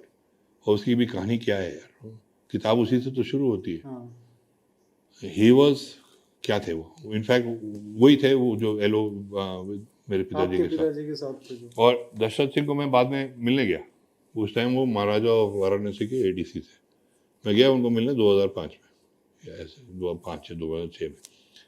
तो वो पहले तो बड़े खुश हुए कि मैं आया हूँ, फिर उन्होंने मेरे को पूरी कहानी बताई, क्योंकि दशरथ सिंह वो क्या हुआ था, ये वॉज सीनियर सूबेदार। पहले तो वो उन्होंने आवाज़ रेज की थी जब कॉल ने कॉन्फ्रेंस की थी नदी पे, क्योंकि साहब हमने तो कभी देखा नहीं है कि हम नदी पे बैठे हैं, वो ऊपर बैठे हैं। उन्होंने कहा कभी तुमने कोई जनरल को देखा है तुम्हारे साथ लड़ते हुए? तो ये किस किस्म का रिहेटरेट वाज नॉट गोइंग टू कोई हुआ था। अब जब लड़ाई हुई है, इनको 24 गोलियां लगी है पेट में, पूरा मैगजीन उन्होंने एम्प्टी कर दिया था इनके स्टमक। तो उस दिन 20 अक्टूबर की रात कैसे सवाई हुई है भगवान जाने। और जो चीनी थे ना, इनको ज़्यादा अपने डेड बॉडीज़ पे इतना रिस्पेक्ट नहीं था। ये तिब्बतन डिवीज़न थी 419 या कुछ, और ये सब कॉन्स्क्रिप्ट थे। जो हमारे POWs गए थे, एक कर्नल ब्रिगेडियर भूप सिंह थे, वो मुझे बाद में बता रहे थे, वो अपनी बॉडीज़ को लेकर लात मार के ऊपर से, जैसे कोई मारा हुआ वहाँ पड़ा हुआ है, लात से उसको नीचे कर दिया। जंग अपनी Chinese, they didn't pick up their own bodies. अभी भी इंडियन और चाइनीज बॉडीज लंका जो में भरी हुई। अच्छा। तो इन्होंने सारे जो मेडिक पार्टीज आई, उन्होंने जो देखा कितने वोंडेड हैं, तकरीबन 70-80 आदमी, या एग्जैक्ट फिगर नहीं मालूम मुझे, उन्होंने उठा के, चाइनीज इंडियन सारे मिक्स्ड। अब हमारे कैसे पता चलते थे उनके ना, यहाँ पे वो एक डॉग टैग होता था। तो 2 राजपूत के नंबर थे, वो 2 से शुरू होते, 2 Rajput regiment, not because of battalion. और तो उन्होंने ये जितने भी वुंडेड थे उनको ऐसे उठा के सबको स्ट्रेचर्स में लगा दिया। फिर एक चीनी नर्स आई, उसका काम ये देखना था कि ये आदमी बच सकता है कि नहीं बच सकता है। तो वो देख, उसको ऐसे वो ब्लैंकेट उठा के देखना कि 6 गोलियां लगी हुई है, जब मर रहा है तो चौक से उसने क्रॉस कर देना और अगले पे आ जाए, अगले पे उसके पीछे 2 आदमी आ रहे थे या 3 आदमी, एग्जीक्यूशन पार्टी थी, वो उनका सिर उठाती, चाहे वो चीनी हो चाहे हिंदुस्तानी, और मुंह में पिस्टल डाल के ठगा, आदमी वहीं खत्म हो जाता। उसको मर्सी किलिंग बोलो, कुछ भी बोलो, देवर वो सिर्फ देख रहे थे कि हम किसको बचा सकते हैं। अब आई दशरथ सिंह की बारी, 24 गोलियां लगी हुई हैं, उनकी कंडीशन परहैप्स सबसे खराब थी। तो ये नर्स ने इनको, और उसने देखा होगा कि रैंक बैजेस है सूबेदार साहब के, तो उनका देखा इसने। अब वो पूरी रात होश में नहीं थे, होश में आए, होश में नहीं थे, वो कितना ब्लड लॉस वगैरह हुआ था, उस टाइम वो होश में थे जब ये नर्स आई। तो उसने इनको ऐसे देखा, आई कांटेक्ट हुआ, और हिंदी में कहती है उनको, और उसको मालूम था कि रैंक क्या होगा, क्योंकि उसने कहा, मैंने इनसे पूछा कि आपने एग्जैक्ट वर्ड्स क्या थे। तो इसी से, सूबेदार साहब आप रहने वाले कहाँ के हो? और ये मर रहे हैं, आवाज़ नहीं निकल रही, लेकिन, और ये हैं इटावा के, लेकिन कहते हैं कि पता नहीं हमारे दिमाग में क्या गया उस मोमेंट, हमारे मुंह से निकला इलाहाबाद, और जैसे उसने इलाहाबाद सुना, वो थोड़ी सी, उसने हमारे टिक मार दिया। और वो 70-80 आदमी में से 3 या 4 उन्होंने कैजुअलिटीज उठाई हैं, बाकी सबको मार दिया उन्होंने। और वो फिर उठा के घोड़े पर लाद के किसी तरह इनको पीछे, उनका जो रियर एरिया है वो ले है, LE, हमारा LEH है, वहाँ गए। वहाँ पे इन पे चाइनीज़ फील्ड डॉक्टर स्टार्टेड, उनका ऑपरेशन शुरू हुए। 30 या 32 ऑपरेशन हुए इनके कैप्टिविटी में। इनका एक लंग बिल्कुल ही कलैप्स हो गया था, उसको पंप अप करते थे। कहते हैं कि उसके बाद हम जब भी जाते थे सर्जरी के लिए, ये नर्स वहाँ खड़ी हुई होती थी, और जब भी हम होश में आते थे, आँख खुलती थी तो ये नर्स वहीं खड़ी हुई होती थी। अब इससे बड़ी आपको लव स्टोरी नहीं मिलने वाली, मिल्टन बून्स कुछ भी पढ़ लीजिए आप। और ये एक बारी नहीं, 2 बारी नहीं, जब भी उनका ऑपरेशन हुआ ये वहाँ होती थी। और उसके बाद जो इनिशियली, उसके बाद इनकी बोली बंद हो रखी थी, बिकॉज कोई उनसे बात नहीं होती थी। फिर 6 या 7 या 8 ऑपरेशन के बाद जब इनकी थोड़ा बोल पाए, इन्होंने इनसे पूछा कि मैडम आप हमारे पे इतना क्यों दया कर रही हैं, आपने हमको जिंदा रखा हुआ है, आप क्यों कर रही हैं? तो उन्होंने देखा इसकी तरफ और कहा कि आप इलाहाबाद के रहने वाले हो। थे नहीं, वो इटावा के थे। कहती है आप इलाहाबाद के रहने वाले हो। तो उसने कहा उससे आपको क्या मतलब, जिसे हमने अपना नर्सिंग स्टडीज वहीं किया था। और जब रिपैट्रिएशन हुई है बुमला में, तो सारे चाइनीज डॉक्टर्स आए। बुमला अगर आप जाइए वहाँ पे अभी भी वो ही पोस्टोन वगैरह वहाँ पे अभी भी वो फ्लैग मीटिंग वगैरह होती है। तो उन्होंने सारे स्ट्रेचर्स वहाँ रखे जो वुंडेड थे, और सारे चाइनीज डॉक्टर्स एक बारी सल्यूट करके 50 कदम पीछे गए और हमारे डॉक्टर्स गए। पर ये जो चाइनीज नर्स थी ना, ये खड़ी रही, बाकी चाइनीज सब पीछे चले गए। और जब जो हमारे डॉक्टर्स आए तो जो दशरथ सिंह को उठाने वाले थे उन्होंने उनको कहा कि मेरे को आपको समझाना है कि इनका एक लंग जो है वो कोलैप्स हो रखा है, उसको ऐसे बलून करना पड़ेगा इनको जिंदा रखने के लिए। उसने समझाने के बाद फाइल पकड़ा के she was the last one वापस, और ये उठ के आ गए, वहाँ से लेके आ गए। तो मैंने दशरथ सिंह को पूछा, मैंने कहा आप कभी मिले उनको, कभी कुछ कांटेक्ट करेंगे कभी? वो देखिए कैसे होती है चीज़ें। आई मीन समझ कि हुआ क्या। और दशरथ सिंह फिर ये पूरा लाल किला का भी तो उन्हीं से शुरू हुआ ना। ये आए मेरे पिताजी को मिलने, एक लिफ्ट मैन होता था वो हर नाम करके, तो ये भी जब सबको पता चल गया कि पापा मेरे पिताजी अब दिल्ली आ गए हैं, तो ये लोग आए मिलने, तो ये आए। और फिर उस दिन इनकी बैठे हुए थे दोनों, बात कर रहे थे। इन्होंने कहा कि आपको याद है कि जनरल थोराट ने क्या बोला था? पहली बार ही मैंने लाल किला का नाम सुना, तो मैंने अपने पिताजी को पूछा ये लाल किला क्या है? तो उन्होंने कहा कि इसका रूमर होता था, हमारे लेवल पे तो हमको कुछ मालूम नहीं, पर कोई एक एक्सरसाइज हुई थी। और फिर इनका थोराट साहब के बेटे मेरे को कारगिल की लड़ाई के बाद इस्तेफाक से मिल गए। मैंने उनसे पूछा आप जनरल थोराट से रिलेटेड हो? उन्होंने कहा हाँ जी मेरे पिताजी है। तो फिर मैं एनडीए की फिल्म शूट कर रहा था, मैं उनको एनडीए बुलाया, पूरी डिविजन्स की परेड कराई उनके लिए। फिर हमने कहा कि देखिए आपके पास ये फाइल होगी। उन्होंने कहा मेरे को नहीं मालूम कहाँ है। मैंने कहा आप जब लखनऊ से आए थे कहाँ गए थे? उन्होंने कहा कोल्हापुर। मैंने कहा वो हमारे आर्मी में ना एक स्टैंडर्ड प्रोसीजर होता था पैकिंग का। मैंने कहा कोल्हापुर में वो डब्बे खोले के अभी भी वो सील लगी हुई। मैं कहा पहले नंबर 1 खोलो, लेफ्ट साइड में देखना, वहाँ पे होना चाहिए। वहीं निकली file. I mean it's amazing. और फिर वो फाइल में पूरे डिटेल दिए हुए, और मैं फिर बहुत फैसिनेटेड हो गया। मैंने कहा इनको ये डेट्स कैसे मालूम थी? कि इन्होंने इतना ज़्यादा, जैसे कोई ज्योतिषी होता है वो कह रहे हैं कि ये 7 अक्टूबर को अटैक आएगा, ये 10 अक्टूबर को आएगा, ये 20 तारीख को होगा। How is he doing this? उन्होंने जो बोला था कि अक्टूबर नवंबर में हाँ। होगा और 1962 में तो होगा। फिर मैंने बैठ के, और उस साइड में ना लाल किला में अब बहुत फेंट हो गई हैं, क्योंकि वो कागज़ भी थोड़ा रफिश टाइप है जिसपे वो प्रिंट टाइप करते थे। उस पर उन्होंने पेंसिल की मार्किंग्स, खूब सारे नंबर्स हैं, हर एक कॉलम, कहीं तो बिल्कुल ही फेंट हो गई है। मैंने बैठ के उनको पूरा कॉपी किया। फिर मैंने अपने पिताजी को दिखाया। मैंने कहा ये क्या है नंबर? कुछ समझ नहीं आया। एक दो और लोग थे, जनरल सुशील पिल्ले थे असम रेजिमेंट के, उनको दिखाया, किसी को नहीं समझ आया। फिर एक दिन मैं अपनी स्टडी में बैठा हुआ था, फिर मेरी बड़ी बेटी आई, कहती आपने स्कूल में एडिशनल मैथमेटिक्स की थी? मैंने कहा हाँ। क्या आपने प्रोबेबिलिटी की थी? कोई 1-2 सवाल हैं। तो जैसे उसने ये बोला ना, वो ये फाइल मेरे टेबल पे पड़ी रहती थी। मेरे किसी ना किसी दिन इसका आंसर मेरे को आएगा जरूर, उस पर घूरता रहूँगा तो आएगा जरूर। तो इसे आके जब मुझे ये सवाल पूछा है, मेरे को सडनली मैंने कहा, मेरे को वो जवाब, मैंने कहा अब इसमें प्रोबेबिलिटी की जो थ्योरीज है ये लगानी चाहिए। तो जैसे ही वो गई, मैंने वो फाइल खोली। अच्छा, अभी भी एक सेट ऑफ नंबर्स थे, मैंने पैड में लिखे हुए थे पूरे। मैंने कहा कि ये नंबर्स अभी भी किसी चीज़ से मैच नहीं कर रहे।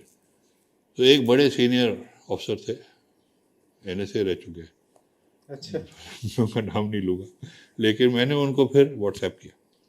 मैंने कहा सर ये जो नंबर्स है ना, ये क्या IB की फाइल्स है 1962 की रेफरेंस नंबर्स?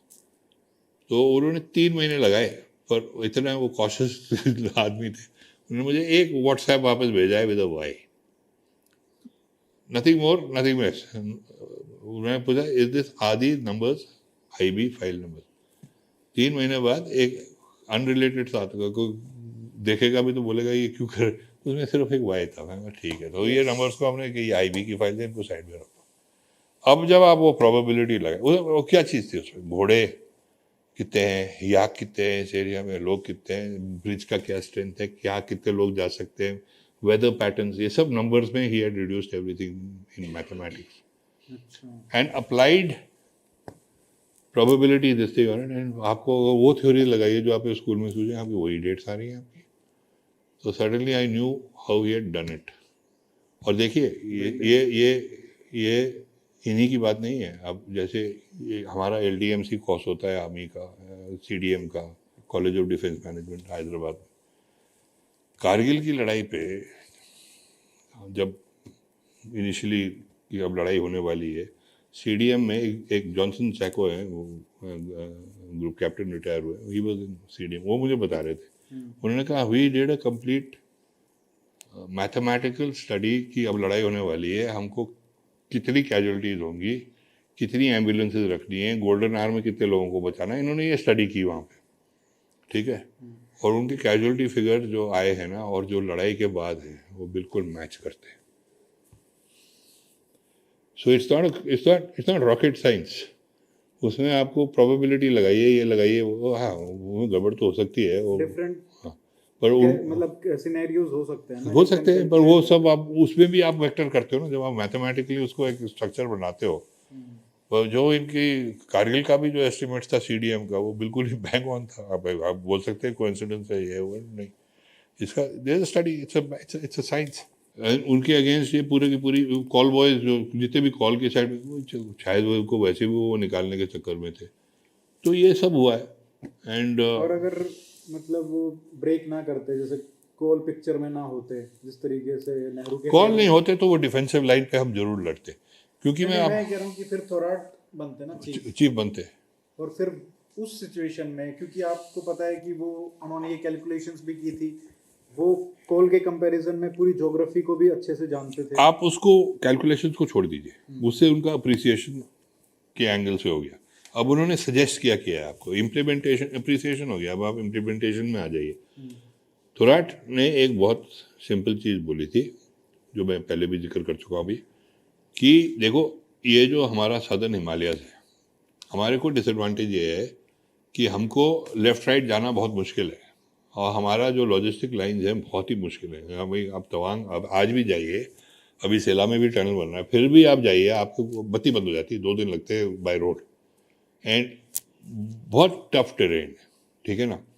तो इन्होंने क्या कहा कि इन्होंने कहा कि देखो ये जो फॉरवर्ड पोस्ट हैं जो असम राइफल ने होल्ड किए हुए, इनको जरूर होल्ड करके रखिए आप। चाइनीज अटैक आता है, इनको don't fight to the last man last round होगा, आप उनको इनिशियली एंगेज करके ब्रेक कांटेक्ट और पीछे पीछे पीछे पीछे पीछे आते रहो, और फिर उनको हैरेस करते रहो।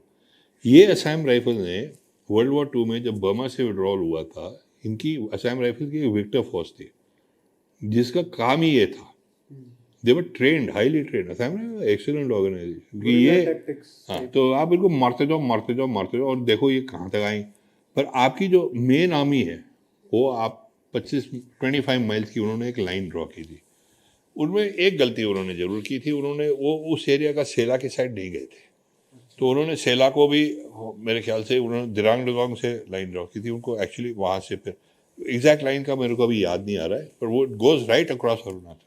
पर बेसिक प्रिंसिपल ये था कि हम 25 मील की लाइन होल्ड करेंगे, चाहे हुलियांग हो इस वाले फ्लैंक में, चाहे इधर हो बॉम्डिला हो इस फ्लैंक में, चाहे तापरी जो हो, चाहे जो भी हो, पर हम उसमें चाइना का लाइन जो कम्युनिकेशन स्ट्रेच होगी, आपकी असम राइफल वाले उनको पीछे से मार रहे हैं, हम उनको फिर दबाते ही जाएंगे कहाँ। अब ये जो डिफेंसिव लाइन थी, इसका सबसे बड़ा क्रिटिक था मलिक। उसने कहा हम 1 इंच नहीं देने को तैयार। मैंने कहा भाई कोई ऐसे नहीं लड़ता, 1 इंच को आप कैसे रोकोगे? बॉक्सिंग में भी अगर आप रिंग पे उतरोगे तो अगर दूसरा बंदा आप पे ठाठा ठाठा लेगा, आप पहले तो 4-5 कदम पीछे लोगे ना, उसका एग्जॉस्ट करने के बाद तब मारोगे उसको। सो वो नहीं सुनने को तैयार। और क्योंकि थोराट वाज सजेस्टिंग दिस, वो कॉल, क्योंकि उनको निकालना था फौज से, को रिटायर करके घर भेजना था, तो जितने भी कॉल वाले थे जिनको कॉल बॉयज कहते थे, वो सारे के सारे उस साइड में हो गए। उन्होंने कहा कि नहीं, ये डिफेंसिव लाइन थ्योरी तो बिल्कुल बकवास है, हम वहीं लड़ेंगे। और तवांग वाइटल एरिया डिक्लेयर हो गया। 2.5 साल के लिए हम तवांग को रीइंफोर्स कर रहे थे। ये सारा का सारा फिर आप छोड़ के आ गए वहाँ पे, क्योंकि बोगी सेन ने फिर आपका प्लग खींच दिया।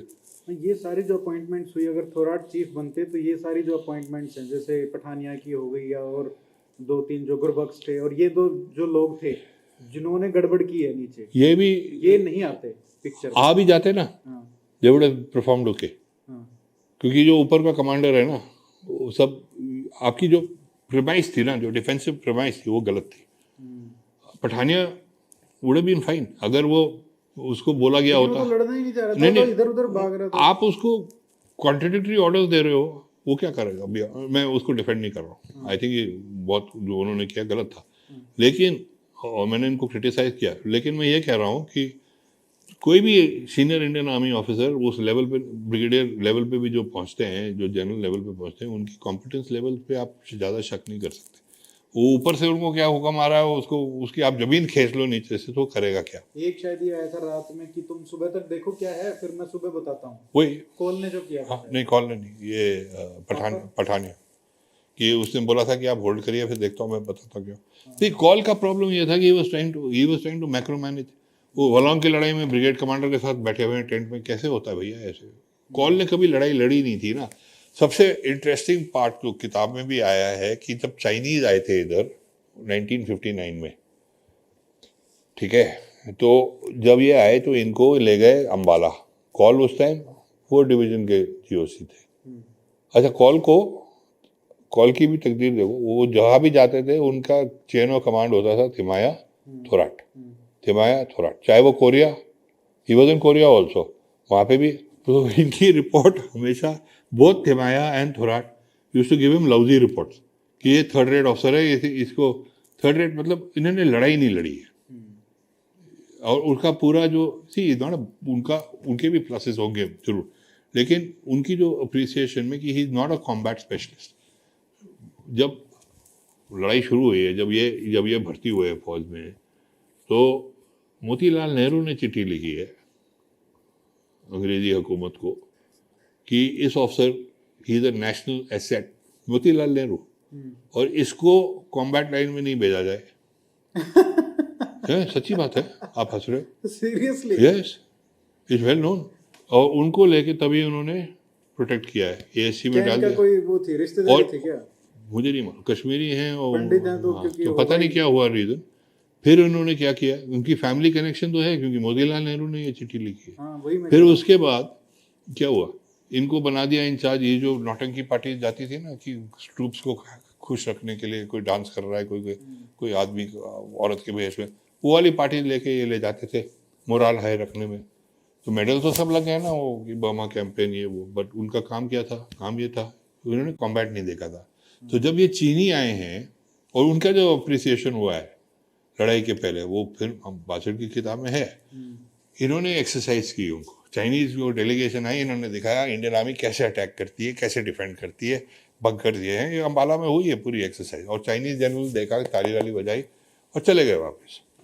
फिर माओ तुंग ने जब वॉर काउंसिल बुलाई है, तो ये जनरल भी वहाँ पे थे, और इन्होंने जिनको ये दिखाया था इन्होंने। हाँ, और बोला कि अब आप बताइए आपके जो हम अब अटैक करने वाले हैं, हम ये वाली डिवीजन यूज करें, उन्होंने पूरा प्लान बनाया। फिर उन्होंने कहा कि जनरल साहब आपका क्या राय है? तो वो खड़े हो गए। किताब में मैंने दिए हुए डिटेल, और ये चाइनीज ने डॉक्यूमेंट किया हुआ है, एक दो कर्नल ने लिखा है PLA के। उन्होंने कहा कि जो कॉल साहब ने जो हमारे लिए एक्सरसाइज की थी वो परफेक्ट, पिक्चर परफेक्ट थी, पिक्चर परफेक्ट थी, बट द फ्लॉ, उसमें जो कमी है वो यही है कि वो पिक्चर परफेक्ट थी। फिर उन्होंने कहा कि क्योंकि उसमें ये दिखाई देता है कि इस आदमी ने कभी लड़ाई देखी नहीं, क्योंकि अगर देखी होगी तो वो इतना परफेक्ट, वो जो वेरिएबल्स हैं वो उसमें इन्होंने नहीं लिए। तो ये आपका क्या कहते हैं, वो सैंड मॉडल में बिल्कुल परफेक्ट है, लेकिन वो टेक्स्ट बुक नॉलेज से बोल रहे हैं, ठीक है। और उन्होंने फिर उन्होंने दो चीज़ें बोली है। उन्होंने कहा उनका वो जो चाइनीज जनरल जो जिसको इन्होंने ये सब दिखाया था, उसने कहा कि मेरे हिसाब से हिंदुस्तान की फौज को आप हेड ऑन नहीं ले सकते। आप आगे से अटैक करोगे, चाहे उनके पास 303 हो, चाहे उनके पास गुलेल हो, चाहे उनके पास पत्थर हो, आप रोक देंगे, क्योंकि इनमें लड़ने की जो क्षमता है वो बहुत स्ट्रांग है। और चाइनीज ट्रूप्स सब कॉन्स्क्रिप्ट्स थे। हमारे जो ट्रूप्स थे ना, नहीं, वो World War II, इनको तो ये अफीम चीज बोलते थे। They had complete contempt for the Chinese. Chinese में ऐसे कोई लड़ने का कुछ वो नहीं था, वो कोई अगर लड़ता तो पता चल जाता, लड़ने को कोई तैयार नहीं था, वो बात दूसरी है। तो इन्होंने कहा कि इसकी इंडियन आर्मी की मेरी अप्रिसिएशन में 2 फ्लॉज हैं, और नामकाचू में उन्होंने वही इम्प्लीमेंट किया है। उन्होंने 2 चीज़ें बोली हैं, अब आप ध्यान से सुनिए मैं क्या कह रहा हूँ। उन्होंने कहा कि अगर हम उनके पीछे चले गए, इनको ये नहीं मालूम होगा क्या करना है, क्योंकि उनका पूरा ओरिएंटेशन है कि हम ऐसे लड़ेंगे, हम ये इधर से अटैक आएगा, हम ये कर लेंगे। अगर पीछे आ गए तो इनको हमारा सबसे बड़ा चांस है कि हम पीछे आ जाए। और दूसरा पॉइंट जो रेज किया है, that is the most critical point, वो कहता है, चाइनीज जनरल कहता है कि जो इनकी लेफ्ट में जो बटालियन होगी, जो राइट में बटालियन होगी, कोई भी हिंदुस्तानी फौज अपनी कंपनीज के लिए जान दे देंगे, लेकिन एक दूसरे को बचाने के लिए नहीं आएंगे। ये लिखा है उन्होंने कि जो भी ये इनका जो असेसमेंट था हमारे लिए, वो एग्जैक्टली यही था कि they are not mutually supportive, they will not support each other. ये क्या है? तो देखिए, जब तो राजपूत पे अटैक आया है, हमारी जो कंपनियां थी वो log bridge, log 1, log 2, log 3, 500-600 metre का फासला है हर एक के बीच में। पर अल्फा कंपनी के बाद जहाँ पे ये धोला पोस्ट बनाया था, उसके वही कॉन्फ़िगरेशन तो चल रहा है ना आपका, 500-600 metre, 500-600 metre delta company, bravo company, charlie company, alpha company. फिर उसके आगे खाली थोड़ी था, और 9 पंजाब बैठी हुई थी। 9 पंजाब कितना दूर थी आपसे? 500 मीटर दूर थी उनकी कंपनी। वो क्यों नहीं आए? और चाइनीज ने करा क्या? उन्होंने नाले क्रॉस करके पीछे से अटैक किया।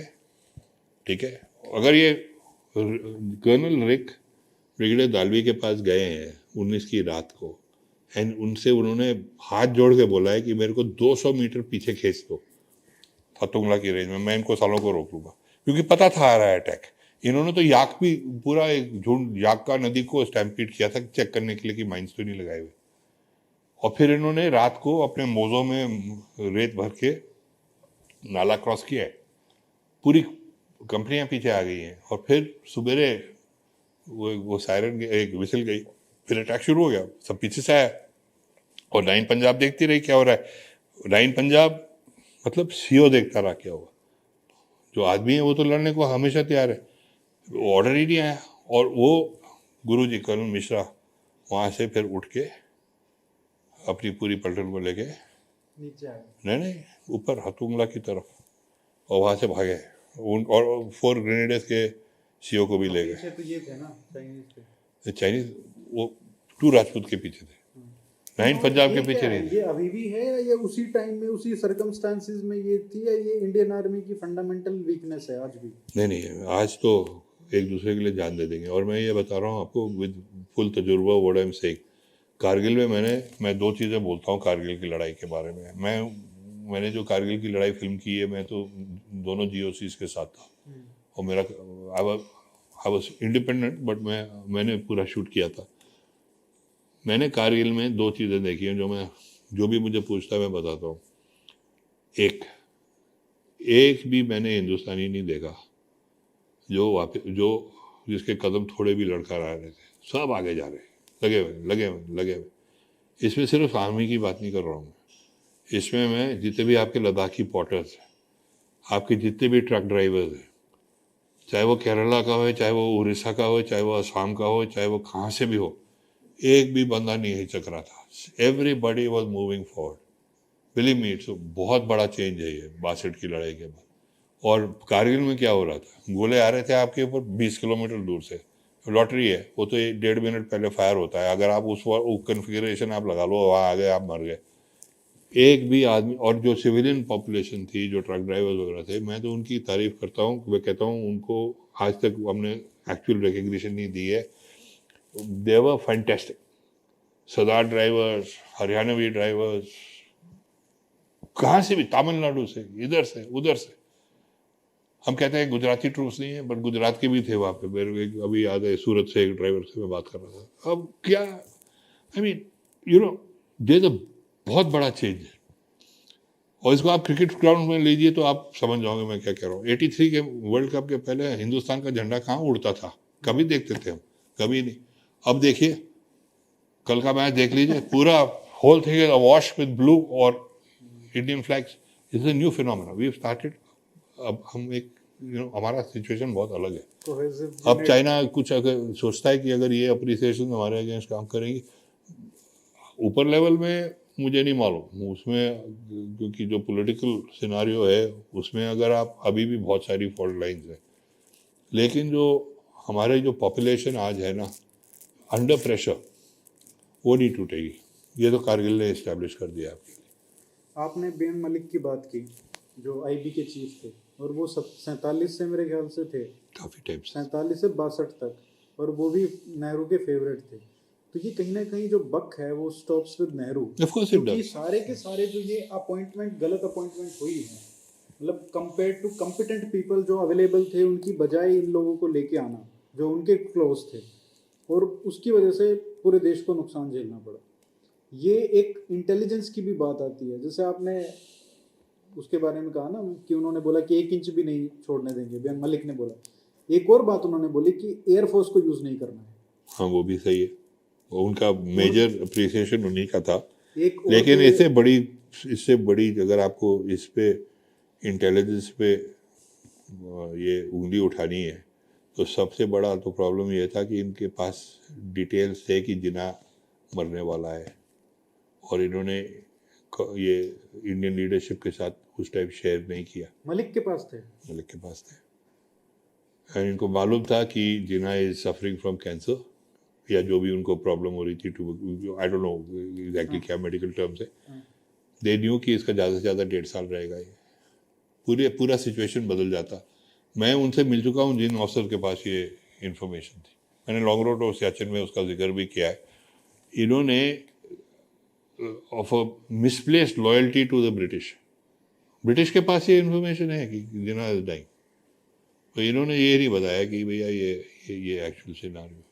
इनफैक्ट एक रीज़न कि एकदम से पार्टीशन 47 में कर दिया और इंडिपेंडेंस ग्रांट कर दी, may be because Jinnah was dying, this information was available. ये इंटेलिजेंस के हेड्स के पास थी, और B M Malik was the boss, और ब्रिटिश तो चाहते ही थे कि पार्टीशन हो, तो तभी उन्होंने स्पीड अप किया।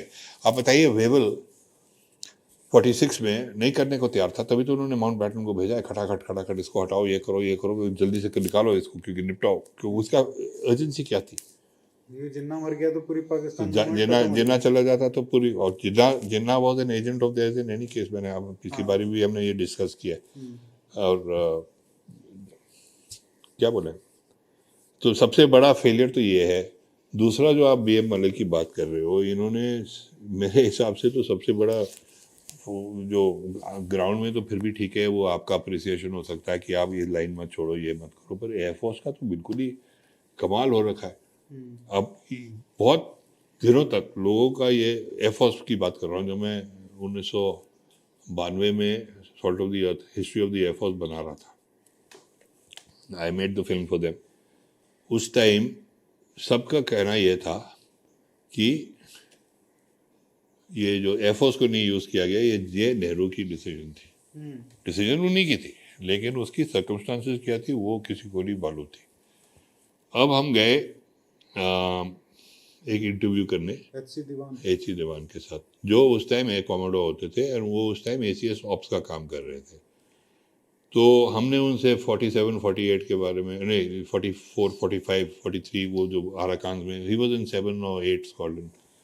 तो उन्होंने अपनी लॉग बुक भी मंगाई, दिखाई, और वो छत पे बैठे हुए थे डिफेंस कॉलोनी में, नींबू पानी वगैरह पी रहे, दिखा रहे कि देखो ये मैंने 471 shorties eye flu, photo reconnaissance है वो, जापानीज के खिलाफ। सो मैं जब इंटरव्यू खत्म हो गया, मैं 62 के लिए मुझे ये भी नहीं मालूम था कि ये ACS ऑप्स है।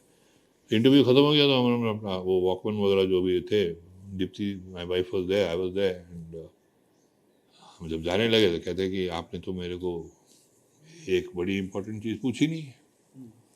तो मैंने कहा क्या है सर, क्योंकि कहने लगे कि देखो सब लोग BM कॉल की बात करते हैं, सब लोग ये कहते हैं वो कहते हैं, but history has overlooked my role.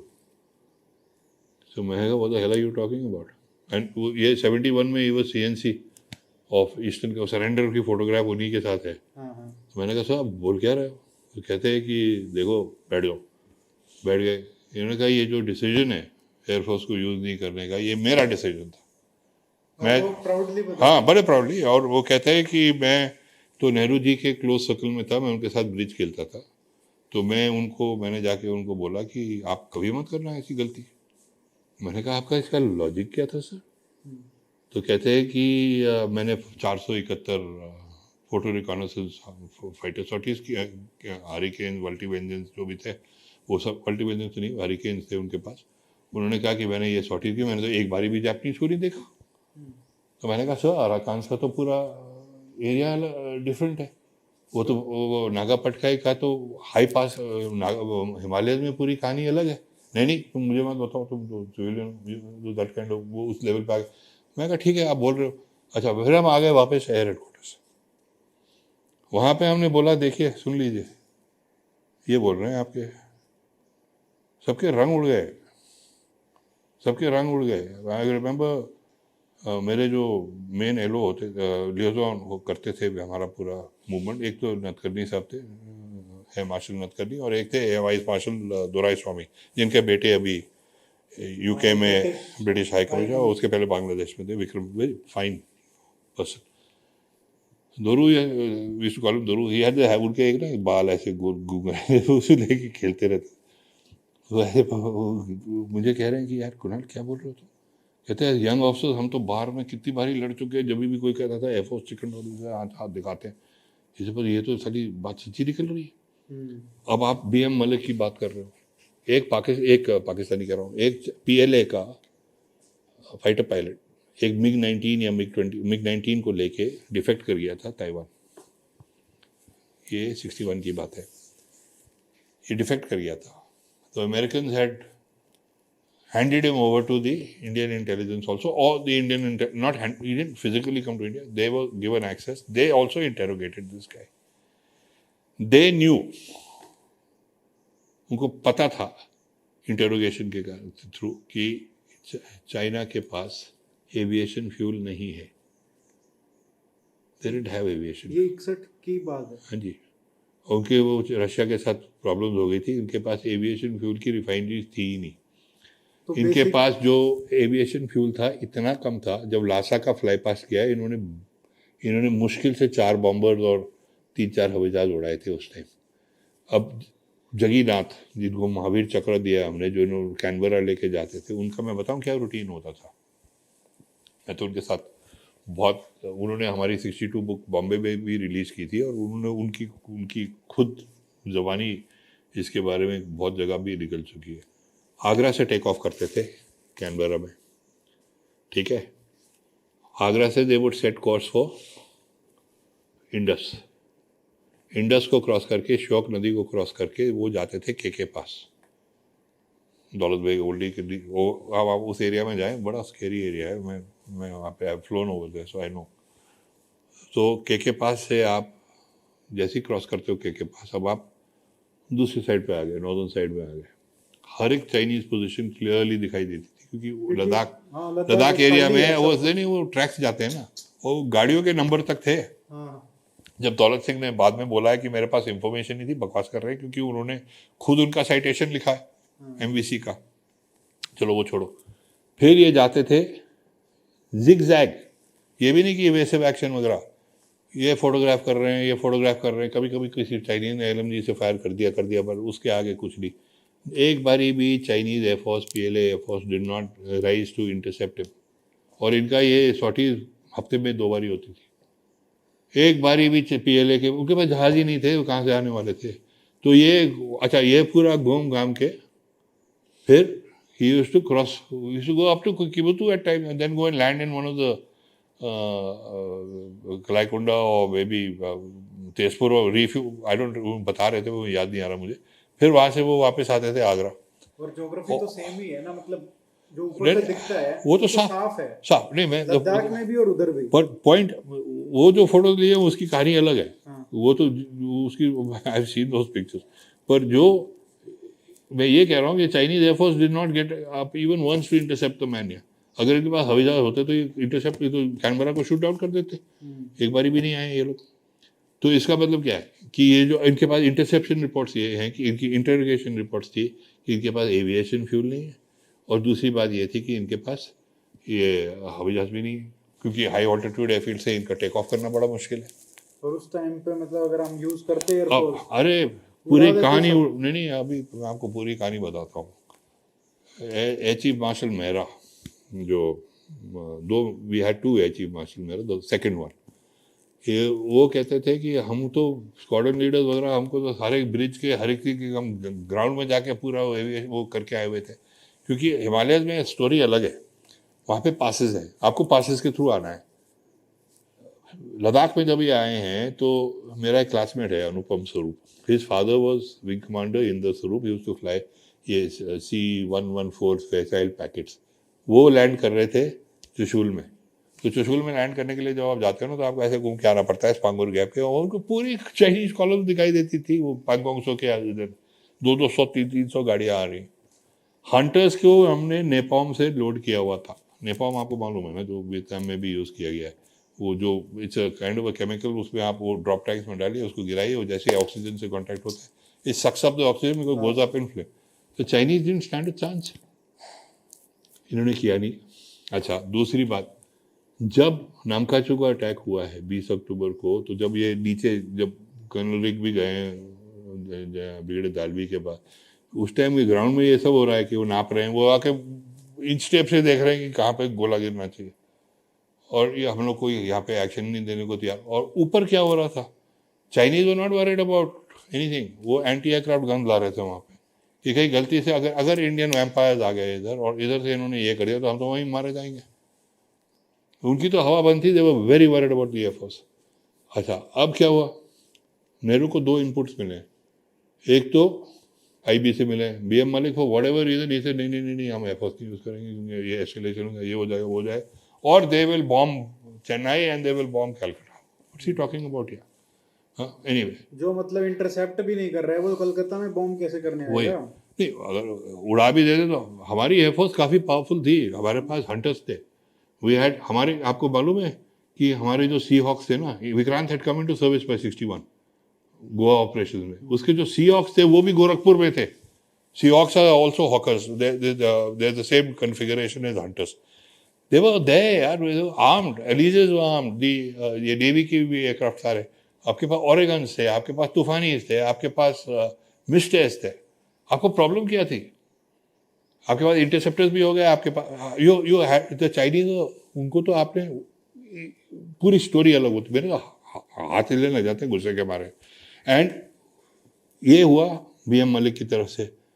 अब इधर देवान साहब ने अपनी गेम खेली थी, और पता नहीं क्या, क्योंकि SP engineer was a very good air force chief, लेकिन उसने अपने एसीएस ऑफ की पूरी कहानी जाके वो उसको बैक कर दिया कि हाँ जी, जो मलिक कह रहा है ठीक है।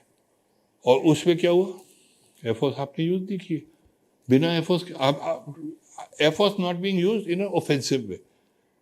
आपके ट्रांसपोर्ट एयरक्राफ्ट तो उड़े हैं, आपके B-4 उड़े हैं, उन्होंने बहुत बढ़िया काम किया है, कैजुअलिटीज वगैरह निकाली है B-4 ने, एमिनेशन दिए। वो दूसरा है, आपने ये क्यों नहीं किया? चाइनीज वो सिटिंग डक्स, ये कहाँ जाते हैं, ये कहाँ जाते हैं? आपने जो आपके, और फिर मतलब no hang on, the irony of it, 19th of November, Indian embassy ambassadors called and told कि हम ये कर रहे हैं, लेकिन वो नहीं हुआ। नहीं, वो- नेहरू जी लिखते हैं चिट्ठी 20 नहीं, नवंबर मैं वो 19 नवंबर को चाइनीज ने बता दिया एम्बेसडर को, इंडियन एम्बेसडर इन चाइना, वो उसको जी भाई वो हम उसको कोड में डाल के एक दिन बाद भेज रहे। किसको कोड में 3 डाल? दिन बाद आया है। हाँ, क्योंकि कोडिंग कर रहे हैं। हाँ, तो मतलब उन्होंने बोला था कि हम सीज फायर कर रहे हैं, और 20 और 19 को 2 चीज़ें हुई हैं। एक तो थोराट के साथ मीटिंग हुई है जिसमें उन्होंने फाइल पैक की, ठीक है, नेहरू जी ने। फिर दूसरी चीज़ क्या की है उन्होंने 19 नवंबर को? पत्र लिखा, चिट्ठी लिखी है केनेडी को। उसमें क्या बोला उन्होंने कि एयरफोर्स हमको एयरफोर्स दे दो आपके पायलट्स के साथ। अरे तुम्हारा अपने खुद के तो यूज नहीं आप कर यूज नहीं कर रहे हो, आप क्या कर रहे हो अभी, where are you going? And आपकी ह्यूमिलिएशन कंप्लीट हो गई उस दिन। नेहरू तो उस दिन तो सच्ची में, आई मीन अमेरिकन को आपने वो चिट्ठी कैसे लिखी है? और वो लेटर बीके नेहरू ने 1-2 दिन रोक के रखी वॉशिंगटन में, फिर उन्होंने दी है। पर यार अभी कई बारी तो कहते हैं ना कि facts are stranger than fiction. I mean ये तो नहीं, जो टाइटल है ना आपकी बुक का, द वॉर दैट वाजंट, ये बिल्कुल सही है, ये लड़ाई थी नहीं, लड़े कहाँ अरे हम? कहाँ हम लड़े, हमारी एक ब्रिगेड थी वहां पे, वो एक ब्रिगेड यहाँ पे, एक ब्रिगेड वहां पे, 3 ब्रिगेड सारे एक मरे हैं, डिवीजन। वो पीछे भागते भागते मरे हैं। उनको और सारे के सारे जो जिनको लड़ना चाहिए था खड़े होके, वो सारे पीछे आ गए। अब इसमें एक बात आती है कि भाई देखो, ये लोग जो अपॉइंट किए, मलिक हो गया, थापर हो गया, कोल हो गया, ये सारे के सारे मतलब इनमें कुछ ना कुछ they were not as competent as they should have been. उसके बाद आता है कि ये एक अपॉइंटमेंट में कमी थी नेहरू के, दूसरा ये था ये जो इस तरीके के डिसीजन थे, स्ट्रेटेजिक डिसीजंस, वहाँ पे कमी थी। तीसरा एक बात और क्रिटिसाइज होती है नेहरू के लिए, जो जो आप कहते हैं कि वो सही नहीं है, वो है कि जो फॉरवर्ड पॉलिसी है, आप कहते हैं कि वो नहीं, I don't agree with that, क्योंकि he was मैं right, Nehru was right. Yes he was, but implementation और इसमें बहुत फर्क था। ठीक है, अब अगर नेहरू ने फॉरवर्ड पॉलिसी नहीं, तो जिनको करना था वो नहीं, अगर नेहरू ने फॉरवर्ड पॉलिसी, मैंने बोला ना 10% ब्लैक, 10% वाइट एंड 80% ग्रे, अब ये वाइट पे भी आ जाइए। हाँ, नेहरू अगर इन्होंने फॉरवर्ड पॉलिसी नहीं अडॉप्ट की होती तो आप आज आपके पास अरुणाचल होता ही नहीं, हाँ, ठीक है, और आपके पास लद्दाख होता ही नहीं। इन्होंने ये डिसीजन तो करेक्ट ली है मेरे हिसाब से, क्योंकि अगर आपकी बाउंड्री ये है, अगर आप मानते हो कि ये जो शिमला एग्रीमेंट में मोर्शिड और बेली ने जो लाइन ड्रॉ सर्वे किया है, जिसके ऊपर इन्होंने ये बैकबोन लाइन बनाई है, अगर ये एप्लीकेबल है तो फिर उसका मतलब क्या है?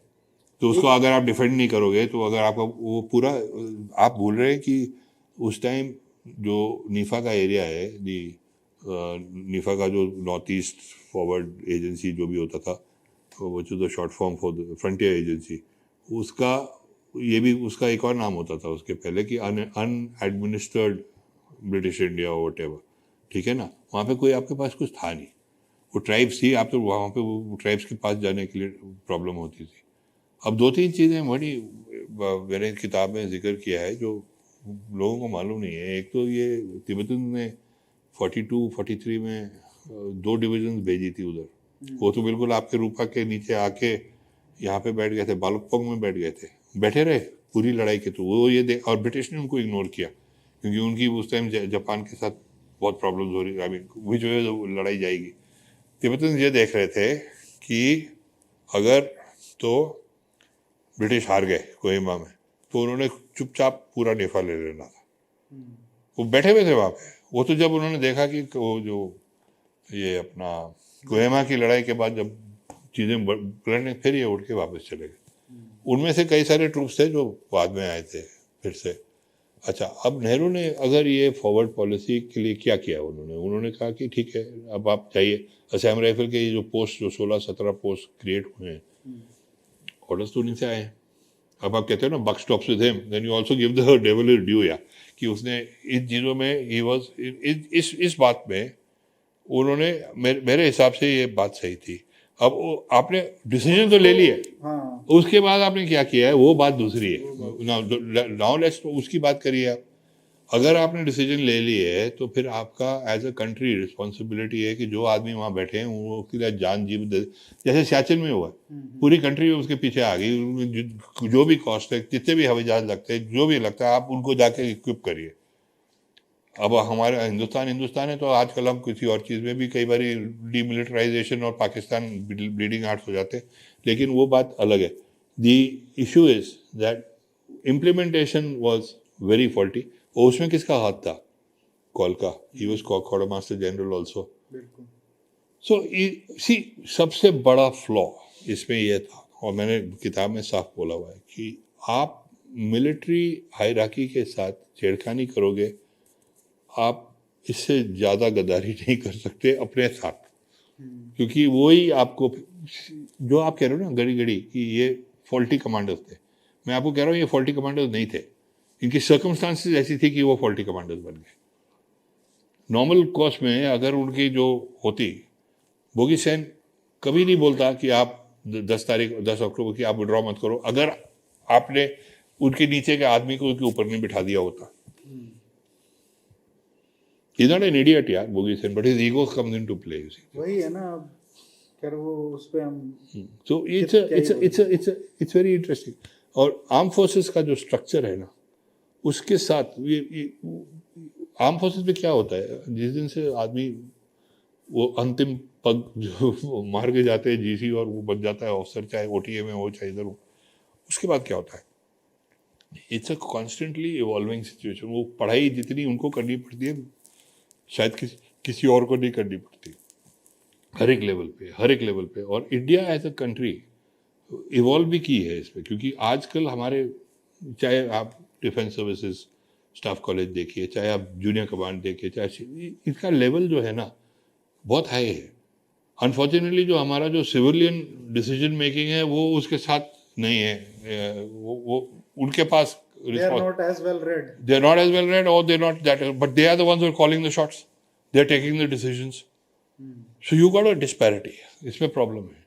बट जो हमारे जो फॉर एग्जांपल जो आर्मी चीफ हैं या जो नेवल चीफ हैं, जो एयरफोर्स चीफ हैं, उनकी जो स्ट्रेटजीज के रीडिंग है और जो मतलब जो उनकी स्टडीज़ हैं इस एरियाज में, जो एक आर्मी चीफ बनता है वहाँ तक जो उसके स्टडीज़ होते हैं, जो वो पढ़ते हैं, जो इंटरेस्ट लेते हैं, तो क्या वो एक कह सकते हैं कि जो यूएस में है या It's very professional. The Indian as good as the best. okay.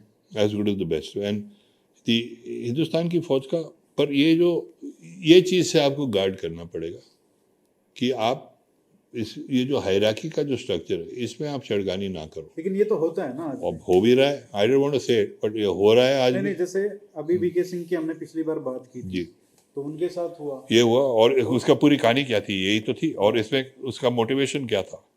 Motivation ये था कि भैया ये मेरा भतीजा है, ये इसको ये डाल दो, ये कर दो, वो कर दो। I mean it's as ridiculous as that. उसमें पूरी कंट्री स्टैंडस्टिल पे आ गई है। और हमने बाद में जो केस भी किया था मिस्टर देवासायम और मैंने तो मेरा नाम नहीं है, my father's name was there, and हमारे साथ 2 नेवल चीफ्स भी थे, भागवत एंड ये क्या नाम है उनका, एडमिरल भागवत और admiral Ramdas. They were also petitioners in that कि भैया तुम इंस्टीट्यूशनल इंटेग्रिटी से मत खेलो। और उस टाइम लोधा साहब थे, उन्होंने भी सरकार मतलब अछूती नहीं है ना इस चीज से। तो देखिए इनको इंस्टीट्यूशनल इंटेग्रिटी का मतलब ही नहीं समझ आ रहा, तो हम क्या बोले? वो जो चीफ जस्टिस बनने थे उनको नहीं समझ आ रहा था कि इंस्टीट्यूशनल इंटेग्रिटी क्या होती है, तो हम क्या बोले फिर उसके बाद? नहीं, तो उसका फर्क यही पड़ेगा ना कि 62 में जिस तरीके से इनकम्पिटेंट लोग एक साथ इकट्ठे होके आ गए, उसी तरीके से यहाँ पे भी हो सकते हैं। क्या अभी इजराइल में क्या हुआ है? What the hell do you think has happened in Israel? इनके पास सारी इंटेलिजेंस थी कि हमारे से इनको प्रैक्टिस कर रहा है, ये कर रहा है, वो कर रहा है।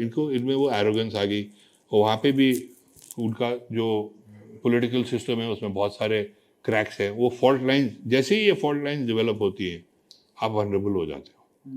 फिर आप वनरेबल हो जाते हो, उसके बाद फिर आपके रिएक्शन एक टाइप के होते हैं, फिर बात स्नोबॉल होती है। दुश्मन देख रहा है ना कि वो तो यार के लोग ऊपर आए हुए हैं, एक सेकंड वो तो बार बार टेस्ट करते ही रहते हैं आपको। They are on the border. अरियांत, आप सीनियर लोग की बात कर रहे हो। मैंने 4 दिन या 5 दिन हिजबुल मुजाहिदीन के साथ काटे थे कश्मीर में। ये संभल से गया था, वो पूरा हिंदुस्तानी में पूरा डॉक्यूमेंटेड है। उनकी क्या कॉन्वर्सेशन होती थी मैं बताता हूँ आपको। मैं ये हिजबुल मुजाहिदीन की टॉप लीडरशिप की बात कर रहा हूँ। टॉप लीडरशिप भी नहीं, ये कंपनी लेवल और कमांडर लेवल। वो इंडियन आर्मी के सीओस की डिस्कशन हो रही है। अरे यार वो वाली पलटन, उसका सीओ तो हायर कमांड के लिए बड़ा वो है, वो तो 4 बजे पूरी पलटन को लगा, उस एरिया में मत जाना। वो दूसरा वाला, वो उसको थोड़ा इतना ज़्यादा इंटरेस्ट नहीं है उसको वहाँ। पूरा psychological analysis of each and every person. यार ये कंपनी कमांडर है, ये बहुत तेज है, ये कंपनी कमांडर थोड़ा ढीला है, ये रात के ये इसके सारे पर्सनालिटी एंगल सब देखते हैं। आप सोचते हो कि आपके कैंप के बाहर उनको कुछ नहीं मालूम क्या हो रहा है, क्योंकि आपने एक ही वर्दी पहनी हुई है। उनको सब कुछ मालूम था, सबको। एंड उनके पास communication sets were better, Motorola ये वो। हमारे पास वही वाले, वो बलवीर तुम पहाड़ चढ़ जाओ, उधर से जाके उस वाली कंपनी को मैसेज पास करो। बाजीपुरा ऑपरेशन जहाँ कर्नल गौर को अशोका चक्र मिला, हुआ क्या? couldn't even communicate कि अटैक बाजीपुरा में हो रहा है। वो सारे बांदीपुरा चले गए क्योंकि हमको मैसेज पास करना पड़ा, क्योंकि वो पहाड़ों के थ्रू। इनके पास मोटोरोला है आज, today you got this damn thing. उनके पास ये 25 साल पहले था, communication devices. So you know it is not only the senior level में तो देख ही रहे हैं। वो पता है कि ये मिनिस्टर ऐसा है, ये वही चाइनीज वाली, वो तो उन्होंने अपने पूरा अप्रिसिएशन किया है। उन्होंने किस चीज़ पे पकड़ा है कॉल को कि इस इतना पिक्चर परफेक्ट उसने ड्रिल की है कि इसमें फ्लॉज क्या है। तो आपका दुश्मन आपको 24 घंटे देख रहा है। आप तभी तो हम कहते हैं कि आप कुछ भी करो, आप जहाँ पे ये कम्युनल गैप्स बना दो या ये कर दो पॉलिटिकल, आप सब कहते हैं वोट बैंक पॉलिटिक्स है जी, ये है वो चलता है। मेरे माय फुट नहीं चलता, क्योंकि इवेंचुअली खून जो बहेगा वो आप ही का बहेगा, वो लाल रंग का होता है हमेशा। मैकमोहन लाइन की आपने बात की, अब ये लाइन कई लोग जो हमारे कंसेप्ट मिसकंसेप्शन है कि ब्रिटिश ने सीधी खींच दी और नहीं। इधर मतलब उनका हो गया उधर उनका, कोई इसमें लॉजिक अप्लाई नहीं होता है। जिस तरीके से ब्रिटिशर्स के मन में जो आया वो पेंसिल से ऐसे खींच दिया और वही बाउंड्री हो गई, ये कितना सही है? नहीं, बिल्कुल बिल्कुल गलत है। इसमें मैं बताता हूँ, ये एक तो 1911 में इन्होंने पहला, ब्रिटिश की बात कर रहा हूँ, एक एक्सपेडिशन भेजी थी आरडीज के अगेंस्ट, जो पहली बारी सियांग नदी के साथ साथ गई। उस टाइम उनको ये भी नहीं मालूम था कि सियांग ब्रह्मपुत्र है। हम हिंदू मैथोलॉजी में भी लोहित को मानते हैं ब्रह्मपुत्र, परशुराम का वो पूरा वो कहानियाँ वानियाँ हैं। ये नदी कहाँ से आ रही है, वो ज्वाइन हो रही है, दिबांग आती है, फिर दिहांग आती है, दिहांग सियांग एक ही चीज़ है। उस एरिया में ये अनएडमिनिस्ट्रेटेड एरिया की बात होगी। ये अब इधर से गए, 2 अफसर थे इसमें, कैप्टन मोर्शिद जो सर्वेयर थे और कैप्टन बेली जो एंथ्रोपोलॉजिस्ट। ठीक है, ये गए अंदर, ये पहले दिबांग नदी के साथ साथ गए, अनिनी पहुंचे, अनिनी से आगे गए, अदराला से क्रॉस करने की कोशिश की, नहीं कर पाए, फिर वापस आए, फिर योंगियापला से क्रॉस करने की कोशिश की, नहीं कर पाए, फिर आके इन्होंने किया। फिर इन्होंने क्या किया है, इन्होंने पूरे वाटरशेड को नापा है, पूरे वाटरशेड को नापा है, और उनकी जो रीडिंग है ना उस टाइम की, वो आज भी एक्यूरेट है। They more accurate than even some of the satellite readings. बिल्कुल ही, I mean they were using the basic equipment जो भी है। अच्छा, ये इनका काम ये था। और बेली क्या कर रहे थे कि ये बोमपास हैं, ये कहाँ से आए हैं, इनका द्रुक्स के साथ कनेक्शन है कि इनका इनके साथ, तिब्बत के साथ इस एरिया का बहुत कम कनेक्शन था। इसके बेसिस पे इन्होंने, जब 1914 में जब ये हुआ है, ये लाइन वाटरशेड के हिसाब से गई है। और वाटरशेड का मतलब क्या है, मैं आपके व्यूअर्स के लिए बता देता हूँ। आप ये फोर्थ देख लीजिए, ठीक है, ये इसकी ऊपर की लाइन है। अब हम इसे पानी गिरा रहे हैं, जो पानी इस साइड में चला गया वो इधर चला गया, जो इधर चला गया इधर चला गया, ये फिर वाटरशेड बन जाता है। कई नदियाँ इधर भी जाके फिर घूम के इधर भी आ सकती हैं, तो आपको सबसे हाई पॉइंट ढूंढना पड़ेगा उस एरिया में। तो वो हिमालय में बहुत कॉम्प्लिकेटेड है वो, बट इट्स एक लेवल पे बिल्कुल कॉम्प्लिकेटेड नहीं है, क्योंकि आज आपका वाटरशेड क्या है। तो जो आदमी उस वाटरशेड में दक्षिण की तरफ पानी फेंकेगा वो इधर को जाएगा, अगर आप इस तरफ करोगे तो इधर जाएगा। तो वो आपका बाउंड्री लाइन बन गई थी, जिसपे मैकमोहन लाइन पूरी डिफाइन हुई है। इसमें प्रॉब्लम एक हुई थी, जब ये नामग्यांगचू नदी पे पहुंचे हैं, जहाँ पे ट्राई जंक्शन के पहले, जहाँ पे खिन ज़माने में, ये वहाँ से मुड़ के वापस आ गए। इन्होंने ये आखिरी 20-30 किलोमीटर मैप नहीं किया। अच्छा। लेकिन तभी वो थागला रेंज, और मैंने पिछली बारी भी इसका जिक्र किया था कि फिर वो, अगर आप देखिए नामकाचू जो नदी है वो थागला रेंज और खातुंगला रेंज के बीच वाली ड्रेनेज सिस्टम है। Where Thagla range should have been the boundary. अगर आप बुमला से आ रहे हैं तो नदी काटती है और फिर आप सीधा चलिए, लेकिन इसमें पूरा ये हो गया ना, ये डिविएशन, तो ये एक डिस्प्यूटेड, ये डिस्प्यूटेड हो गया। लेकिन ये जो बाउंड्री है ना, ये बहुत एक्यूरेट है। एंड वो बात दूसरी है कि चाइनीज बोलते हैं कि ये हम नहीं मानते, हम वो नहीं मानते।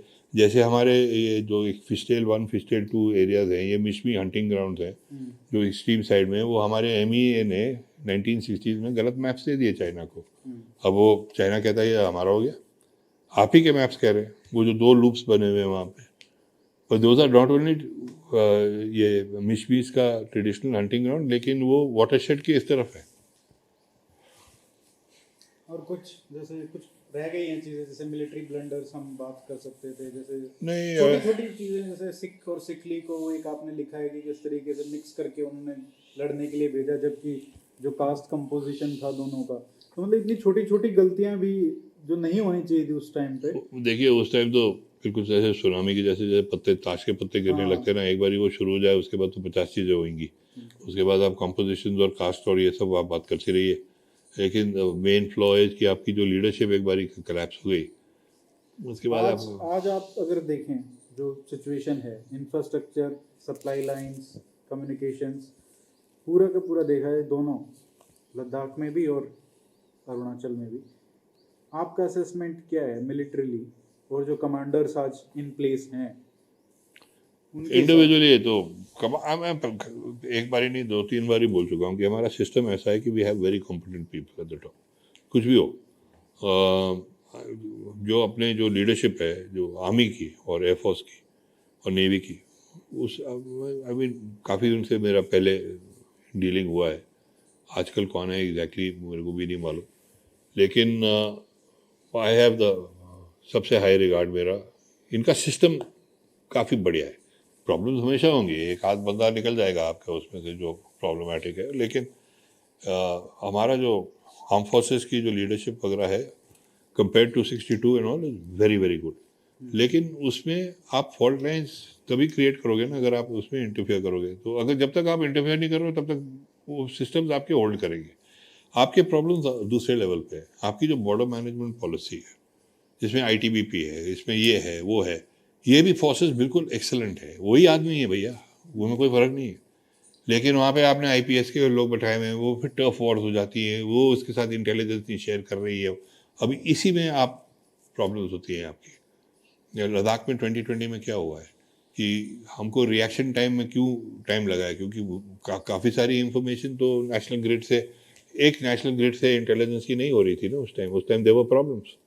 एक और जो जो हमने नहीं डिस्कस किया है इसमें, और जो बहुत लोगों को नहीं पता है, वो ये है कि हमारे बहुत सारे सोल्जर्स को सीज फायर के बाद मारा गया है this Chinese, is a war crime, जो कि वॉर क्राइम, और ना हमने उसको कभी प्रोटेस्ट किया, ना कभी उस मुद्दे को उठाया, ना उसको कुछ बड़ा बनाया।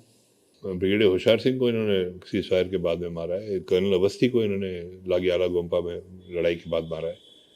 सीज फायर एक तरफ आप डिक्लेयर कर रहे हो, दूसरी तरफ आपकी ये मैं बताया ना, एक कॉलम आती थी उनकी जिनको डबल टाइम पे भेजते थे। उनका काम ये था कि आप बिल्कुल ऐसा टेरर क्रिएट करिए कि वो 9 फुट चीनी 9 फुट का चाइना मैन वाला इनके दिमाग पे छा जाए। उनका मकसद एक ही था कि ऐसा थप्पड़ लगाओ कि ये अगले 50 साल दबे रहेंगे, वही 50 साल बाद फिर कर देना। वो पूरे युद्ध का पर्पस वही था बस, और क्या हो सकता है। क्योंकि वो जितना वो अंदर आए थे वो वापस चले गए। नहीं, अक्साई चीन उन्होंने अक्साई चीन तो हाँ, वो तो उनको पहले ही चाहिए, ले लिया था ना। वो ले लिया था, पर उन्होंने कई बारी जब जब 1956 में 1956 में जब चौबेन लाए आए हैं, दुर्गा दास जो थे हिंदुस्तान टाइम्स के एडिटर, उनको उन्होंने साफ बोला है कि हम क्विड प्रो को करो, हमको आप ये अक्साई चीन हमको दे दो और हम आपको ये उन्होंने तो ये निफा का मुद्दा इसलिए उठाया ना कि वो बैलेंस करने के लिए कोई बार्गेनिंग चिप हो जाएगा उनके पास। और नेहरू का रिएक्शन इसी पे था। उसने कहा कौन होते हैं हमको हमारी चीज़ को कह रहे हो आप मेरे घर में आ रहे हो, आप कह रहे हो मैं 2 कमरे ले लिया, मैं आप ये मेरे को दे दो, मैं तो ये वापस कर दूँ। Nehru was right at that level, but perhaps थोड़ा और प्रैग्मेटिक होते तो पता नहीं क्या होता, क्योंकि उसकी साथ साथ भी तो पैरेलल चीज़ें हो रही थी ना। एक तरफ आपका पंचशील हो रहा है, एक तरफ आप चावल भेज रहे हैं PLA को सस्टेन करने में। ये इसमें ये जो मॉडल थिंकिंग थी ना, इस पे हम मार खा गए काफ़ी बुरी तरह से। आज क्या दोनों सेक्टर्स को हम कंट्रोल कर सकते हैं, क्यों या नहीं? मतलब लड़ सकते हैं, या इवन फाइट देम बैक, कि मतलब उनको हरा भी सकते हैं उधर? ये हराना और जीतने की बात नहीं है। मतलब अभी हराना जीतना इतना ही है कि जो टेरिटरी है। हमारा इंडिया का कभी भी वो नहीं हुआ है कि we have never been an expansionist country. हमने कभी नहीं बोला कि हमारे को तुम्हारी जमीन चाहिए। जब बांग्लादेश भी लिबरेट हुआ है, we handed it all back to them, right? We haven't said. लेकिन हमारी जो जमीन अक्साई चीन जैसे लिया है, क्या हमारी कैपेबिलिटी है उसको कभी वापस लेने की, ना मिलिट्री कॉन्फ्लिक्ट? अक्साई चीन आई डोंट थिंक सो, क्योंकि अक्साई चीन का जो जोग्राफी है वो जहाँ पे ये शोक नदी आती है उसके बाद ये सब इंक्लाइन अप टू 17,000 फीट। आप अगर वहाँ पे मिलिटरीली वहाँ पे अगर आप अटैक भी करते हो, let's say for a theoretical point of view, आप लोगे क्या वहाँ पे? You have to capture the entire block ना। वहाँ पे कोई टाउन नहीं है, वहाँ पे कोई वो सिटीज़ नहीं है, वहाँ पे गाँव नहीं है, तो आप क्या क्या पकड़ोगे वहाँ पे? तो वो अभी अगर आप अक्साई चेन ले सकते हो, वो सिर्फ ये diplomatically on some quid pro quo kind of a thing you can get it back, but the Chinese आपको देंगे नहीं, क्योंकि उनका जो लिंक सिंकियांग और तिब्बत के बीच में है और उनका highway in the sky G219 वहीं से तो जा रहा है, उनकी पूरी कहानी G219 पे है। तो अगर आपको उनको टारगेट करना है, आपका एक ही सोल्यूशन है। ये मैंने 1920 में वो जो मैंने ये संडे गार्डियन में लिखा भी था, जब ये पूरा हो रहा था 2020 की 2021, उसका मैं आपको लिंक दे दूंगा। मैं अपना 1920 बोला। अच्छा 2020, आप इतने लंबे इंटरव्यूज करोगे तो I'm going to make mistake। तो ये क्या हुआ था कि इन्होंने मैंने उस टाइम लिखा था, मैंने कहा G219 ये उस टाइम ये पूरा देपसांग प्लेन और ये के पास में जो 32 किलोमीटर पे चाइना कूद रहा है कि हमने सड़क क्यों बनाई। मैं कहा 32 किलोमीटर क्यों, आप पूरे 4,000 को टारगेट करो ना, इतनी सारी मिसाइल है हमारे पास, ये है वो है, don't worry about what China has got. आप बोलिए कि हम फर्स्ट यूज़ नहीं करेंगे, ये use it like a deterrent ना, आप उसको लगाइए और बोलिए कि आप अगर थोड़ी भी गड़बड़ करेंगे हम आपको उड़ा देंगे, will take out your targets in the sky. उनके तो वो हाईवे इन द स्काई है। अब भाई चाइना भी तो पागल कंट्री नहीं है ना, वो भी कुछ सोच के कर रहे हैं। तो you have it's like a game of chess, और वो आपकी हर एक वीकनेस को समझ के आपको मारते हैं, क्योंकि उनका एक सिंपल आउटलुक है लाइफ में, they can not be two tigers on one hill. तो वो आपको दबाएंगे और दबाएंगे और दबाएंगे। अब आपके ऊपर है उनको वापस कैसे दबाना है, क्या करना है। आप खड़े हो जाइए, और चाइनीज हैं बुलीज, उनको आप एक बारी खड़े हो जाओ उनके सामने, बोलो कि ये विल टेक यू ऑन, दे वो बैक डाउन भी कर जाते हैं। चलिए sir, thank you so much इतना डिटेल डिस्कशन के लिए। आई नेवर, आज भी 2 घंटे हो गए मुझे पता ही नहीं चला। अगली बार जब आएंगे तो 65 पे बात करेंगे, उसके बाद फिर Kargil. Thank you so much sir. मरवाएगा मेरे को। चलो, thank you very much for having me. Okay.